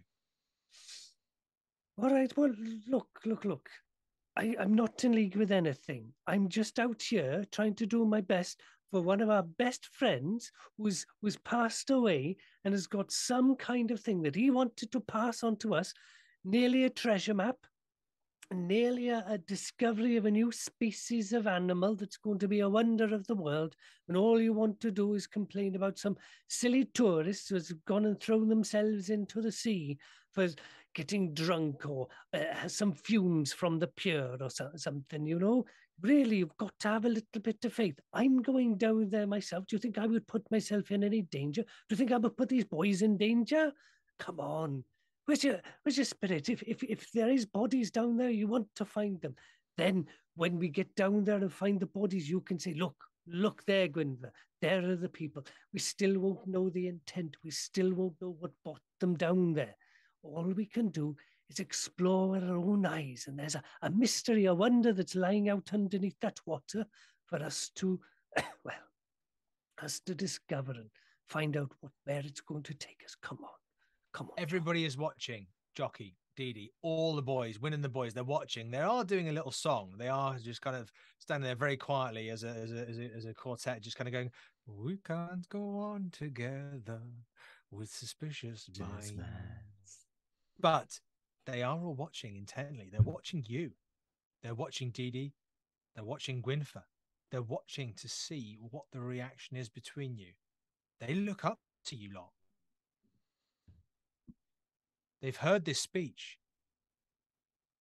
Even without a psychology roll, you can kind of see that they're like, right, Gwynfor, we're ready. Gwynfor will take his helmet and put it on. And can I push him right at that moment? Yeah. I mean, just like straight in the chest. If you want to see it so bad, go see it. And just like 2 hands directly in the chest, pushing back. Absolutely, you can. Especially if Gwynfor. that helmet is on but not attached. Is this something you'd attempt to dodge? Is this even something that you would see coming? Gwynfor is on a boat and he has specifically maneuvered himself towards the edge of the boat, expecting some action by Jockey, which might be preparing a fighting maneuver. Oh, push her in instead. Yes. Push her in might be, not sure though. So Gwynfor, what are you doing? Are you grabbing onto Jockey? Are you pushing her in instead? Are you just dropping it? We go. He's pushing he's got his helmet and he's kind of like using it to reflect and keep an eye, waiting for something like that. And then he's just going to either dodge if you want, if dodge will take it, or do that fighting maneuver to maneuver them over the side. Hey, whatever you got the best skill in. I've given you guys the worst skills in the world. So whatever you got the best skill in, unless you turn around and say to me, this is French, then that won't cut it. But in terms of like the fighting and the dodging, maneuvering stuff, whatever you've got there, we'll see. Okay. So, Bridget, would you like to Bonjour, mon ami. trip over? Say it to me again, Cosmic. You might just trip over. So do you want to make your roll? Yeah. So this is going to be a fighting brawl. If you want to put eyes on it, put eyes on it. And she's going to shove in the chest. This is a 93. 93. This is going to be a fail, guys. Keep in mind that be a bonus die to my brawl. Yes. Please. I want to say yes, but give me something why. Because he's expecting this. He is almost Done. manipulating- Sold. Do it. Right. She's been the slow march. The predator. Whoa! Come on. Holy The stars are shit. right. Phaedra, that's for you. The stars are right. That's a critical success, everyone. Wow. Okay. Oh my God, So, Cosmic. What does this look like? I can't wait to hear it. yeah, tell man. us. What does it look like? Oh my God. Oh my Well, God. Oh my God. I'm Oh my God. kind of. I'm going to, so say what happens, and then I'm going to add a little bit. Go. Okay, so Gwynfor knows this is coming, and right at the critical moment, he mirrors the position and he literally steps and turns, giving a gentle knock with his elbow, sending Jockey over the side, but doing a complete 180 and putting his helmet on and go, "Where's Jock gone?" Just. I'm going to say, so I'm going to add to that. I think that's perfect. And as you say, where's Jock gone? The oxygen line wraps across you and pushes you over the edge as well. As much as you go, where's Jock gone? The line hits you across your helmet and just boff, forces you back like that, and you drop off as well. Dee Dee, you're smoking your cigarette. I was going to say, so what I'd quite like, if it's okay for you, Keeper, Dee Dee turns, screams at Will and the boys, "Start the pumps!" and like attaches his helmet and just falls back off and heads down to get Jockey. Fuck Lucky. Perfect. Off to get Jockey. Perfect. Jockey drops because Jockey was pushed in. Jockey drops. Lucky kind of falls. Gwynfor kind of falls on top. The lines are free, but there is this kind of procession of movement. Then Dee Dee drops. Jockey, because of the critical success, this took you by such extreme surprise. You hit the water. There's a shock. There's a ripple. You begin to float down. You see Gwynfor hit the water. There's a ripple, floats down. You see Dee Dee hit the water, floats down. You're not hitting the bottom. You're only in the bloody Aberystwyth Pier. You see quite quickly the sides of a tunnel rising either side of you. And you are sinking down said tunnel. Gwynfor, Lucky Luckhurst following you. Dee Dee following behind. All three of you are descending down this jagged edged tunnel. The tunnel seems to become smoother as you go in. It seems like smooth rock. And you find yourself after, and it's a bloody big drop, getting towards the bottom. It seems to then, the tunnel seems to curve off, heading out towards the ocean. Very quickly, because we haven't got much time left, a spot hidden. Okay. From all of you. You're there, you slowly pick yourselves up, spot hidden. Extreme success. Yes. Oh. I'm at the back and I'm peering forward, trying to make out the other two, and that's why I get a really good look at. Just before we hear that, can I ask what the other roles were? Failure, 86 versus 45. You're just excited to be down here. Jockey? Woo! Just a regular success. Regular success. Yeah. You see that you are in this smooth tunnel, this smooth cavern. It almost looks like this bizarre red smooth stone that's got this kind of like natural kind of glint to it in the water. But as you look forward, you can see that it kind of reflects down, even though it's dark down here. You obviously have, there are lanterns that you would have had, and we're going to retcon and say that you were all holding a lantern because otherwise it would be pitch black, although that could be quite good fun. But Dee Dee, you look out at the other two. You see them there, standing in this kind of red-walled, ongoing tunnel. You can see that there's a number of like black spots on the side of the tunnel, like a black spot, and then almost like a black splodge behind it in the stone. But do you know what you can also see? Remains. Human remains. Bones of people. You even see next to one of your feet, as the Deitria settles, a driver's license. This is where the people have been taken. This is where the people have been brought. And you can see that that trail of human remains keeps going.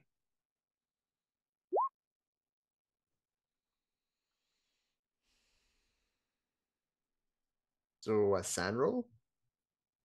Do you know what? It's a bloody good call. Sand roll. And I don't see anything. yeah, I think, Jockey, yours is a sand roll, but it's going to have a different impact. Could you make a sand roll, but there's going to be a different dice depending on your success or lack of success. Didi, what was your sand roll?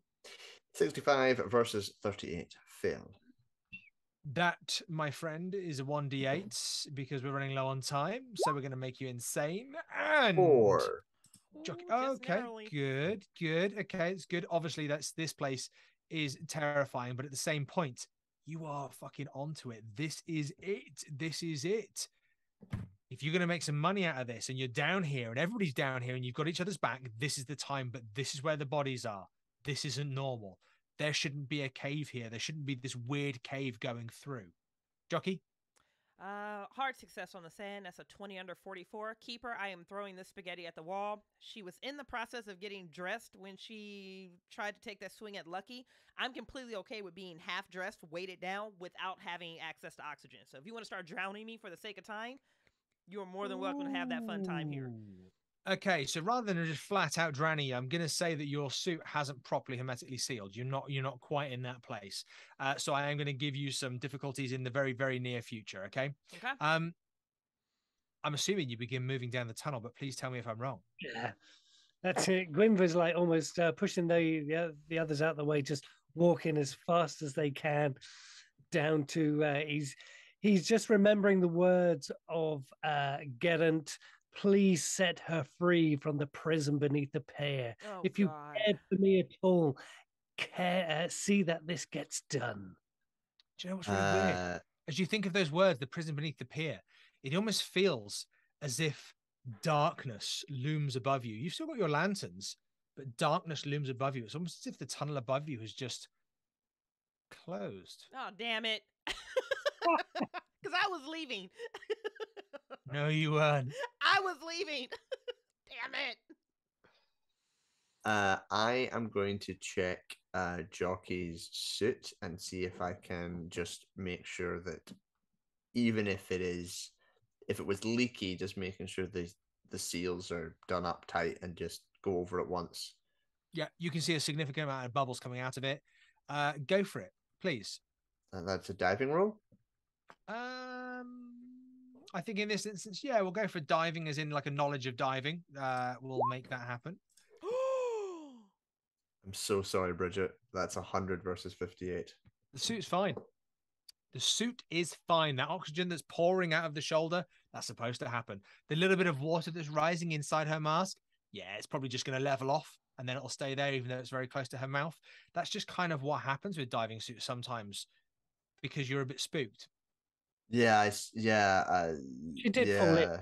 And as you're looking at that suit, a shadow passes behind Jockey. Moves quick. Tail. Moves quick through. I tap. I put my head against Jockey's head and say, "It's fine. It'll seal off. Don't worry about it. Let's catch up with Lucky." She goes to respond to you, but she's already starting to swallow water. I'm already gone. You are, but you recognize there's no way out there. Your air seems fine though, but you see that the air seems to have the entrance seems to have caved in. As you kind of like moving through this tunnel, you're moving through. The tubes seem to be coming through fine, which is really weird. Gwynfer is bloody gone for it. Lucky's down the other end. Gwynfer, as you get down there, you see that this tunnel that you're in seems to open up into this large expansive area. There seems to be a point within this expansive area that sticks out. on the ground that leads up to it, and this point that sticks out. But then amongst that, there seems to be this pile of bodies and bones and half-rotted flesh just dancing in the stillness of the water. But there is something sitting on this sticking up piece of rock. And as it looks, you see these two yellow eyes looking at you. Give me a power roll, please. Okay. Let's have power. I don't have 81 versus 50. That's a failure. Gwynfor, I'm so hungry, Gwynfor. I know. I have brought 2 friends to snack on. I'm so hungry. And you hear this voice in your head.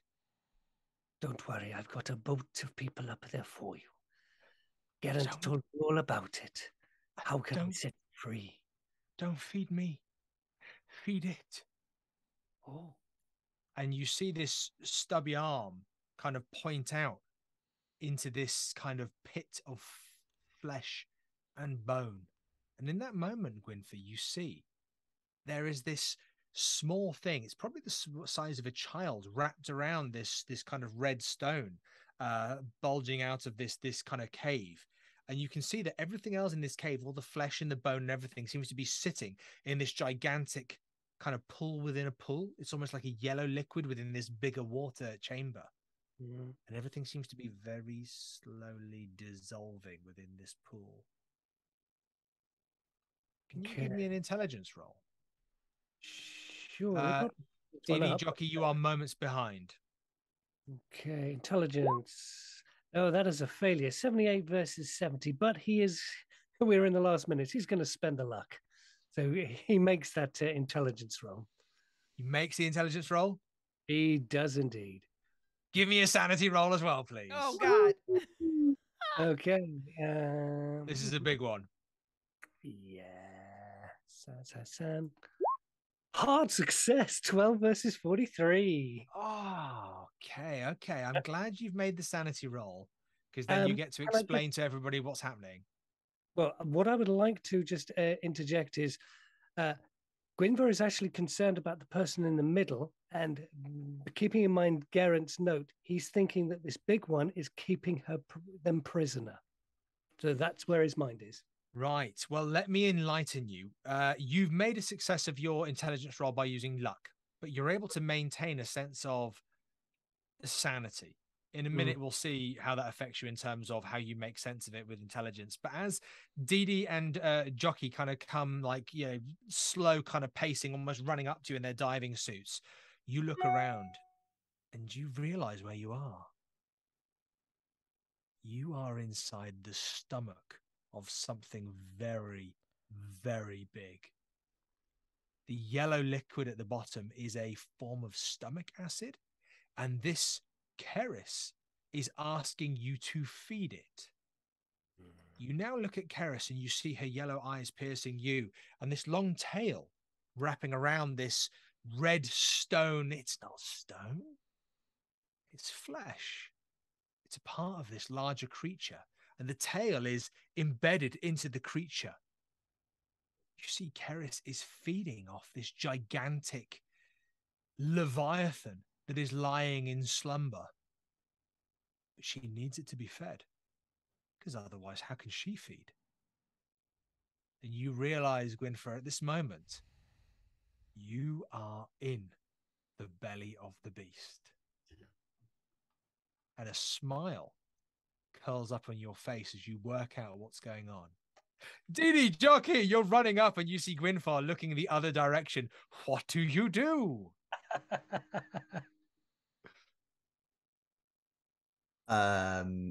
Didi has the harpoon out, and he is considering stabbing Lucky in the back. You see this creature as well with eyes before you. I'm going to ask you for a sanity roll and a power roll. Oh boy. Totally different things. They're not associated. Vanity Sorry, roll. Jockey, same thing. Okay. Power roll. Double fail with not even a chance to spend luck. Okay, so you unfortunately fall into this moment, Dee Dee, where you hear this voice. Dee Dee, I'm so hungry. Feed it so I can feed. Please. It's been so long. I'm so hungry. And you feel this desire to feed it. Could you give me a 1d10, please, Oh, for your wow. sanity? Double wow. I'm Dee Dee, actually just before we okay. go to okay. I'm at 32, which is 1/5. If I lose another sand point, I go crazy, but I'm okay for now. Give me a second. Okay, so yeah, okay, so you're okay. You hold it together, but you do hear that voice, that power, that wash over you, that wave over you. Feed me. You do think for a minute, which of your two friends are you going to feed to it? Oh no, I don't even think for a second. I'm Sorry, stabbing. Gwynfer. Yeah, I'm stabbing Gwynfer in the back with the harpoon and driving him towards the stomach acid. Oh. So he isn't looking because he's looking the other way. So I'm just gonna. I don't even necessarily think there's a role for that because there's no obstacles. He's looking the other way. He is, essentially hypnotized by this thing. You are able to. Please tell me if you'd like to object in any way or any form, any of you. But I think Dee Dee in this moment uses the harpoon, and without even firing it, it's just a stab into the back of Gwynfer's suit. Jockey. Yeah. You Jockey, see. hard success. Oh, sorry. Go ahead. Sorry. No. Please tell me your rolls, please. Yeah, hard success on the shit. A lot of rolls happened in roll 20 since then. My bad. Hard success on the sanity, fail on the POW. Say that one more time. Hard success on the sanity, failure on the power. So you're in a similar place to Dee Dee. You do not lose your shit, but you feel drawn in by this thing. Jockey, feed me. I'm so hungry. Feed it to feed me. Give it something, and then I can survive. I can't survive without it. Please, Jockey, please. And you see Dee Dee drive a harpoon into Gwynfer. What do you do, Jockey? We have to feed her. And Dee Dee already has like meat on a stick ready. Bab. So clamoring up and down as that helmet is filling with water. She's going to do everything she can to assist Alex on pushing Gwynfer further into the belly of the beast. You've She just needs to eat. reminded me as well. Your helmet is filling with water. Can you give me a constitution roll, please? I feel like Trying to- I should be rolling with a penalty die, but let's see how bad we did here. Hey, Yeah, I feel like you should be rolling with a penalty die as well, Bridget. You I think so. put the nail in your own coffin. Holy shit, Still. made it either way. Ah, for God's sake. I know, it's just the disrespect of roll 20. Let me die with dignity. There'll be no dignity here, No, not we're even just for gonna me. drag out this death. So we're in a situation, it's quite a beautiful situation, and I think there's actually a bit of a cinematic end here where we don't need to play out the ever longing, what do you do, what do you do, what do you do? I'd like the three of you to tell me kind of the narrative end to this, because all three of you are under the absolute powerful wave of Keris, this parasitic creature that just, you all for a moment think, I know what this is. There's lessons at primary school. Atlantis, Welsh Atlantis, I know what this is. It's that weird little creature that they told us about. It was cute in the stories. I think, didn't Mrs. Frost have a teddy of it? The Afank. The Afank. It's a little beaverish crocodile looking little thing, parasitic little creature. You know, and it needs to feed off things that are feeding. You're all having that weird little primary school memory little smile on your face because you remember the blue little chairs. You remember getting the little print out of the picture and you're kind of colouring it in. Quite lovely, actually, remembering it. As you're jabbing the harpoon into the back of Gwynfer's back, it's quite lovely remembering the Afank. As you rip the harpoon out of the suit and you see blood pooling out and water washing in, Gwynfer turns around with a big smile on his face, water and blood filling up in his helmet. You remember your primary schools talking about it. It being from Atlantis. Such an amazing thing to think about it. And Jockey, you're thinking about Atlantis and the Afank. Bloop, bloop, bloop, bloop, bloop. Tell me, in your last moments, what do you do, guys? Let's start with Gwynfer. Okay. Gwynfer is... Well, he's not receiving much blood to his brain right now. So his higher senses are shutting down. So he's just relying on that memory of Geraint doing his last wishes, that he was dying. You know, he's pretty sure he's dying, but he's not entirely sure he's going to. But he was true to his friend to the end, following his instructions. And he just like says, you know, probably whispers inside his helmet, "This one's for you, Geraint." He just closes his eyes and takes in all this warmth and energy of, you know, this creature that's helping him see the light. Beautiful. Jockey, we're going to come to you next with your helmet filling with water. Yeah, as the helmet fills with water, the lights go out. She doesn't have any visibility. She can't see. And somewhere in that darkness, her madness begins to set in because there's this weird realization of what this creature is and what it wants and her affinity towards it. And then there's also that deep-seated shame and guilt and self-disappointment and terror when she realizes she's going to die down here alone and she's not going to be able to warn anybody else on the surface about what's going. We had one chance, she had one chance, and she blew it. And it's about that time, like she's standing up, she's toppling down, she's standing up. The entire helmet is filled with water, and she's just going to wind up like face planting directly down, and she's going to die with her face in the dirt. And finally, Dee Dee, our last closing image of this cinematic sequence. I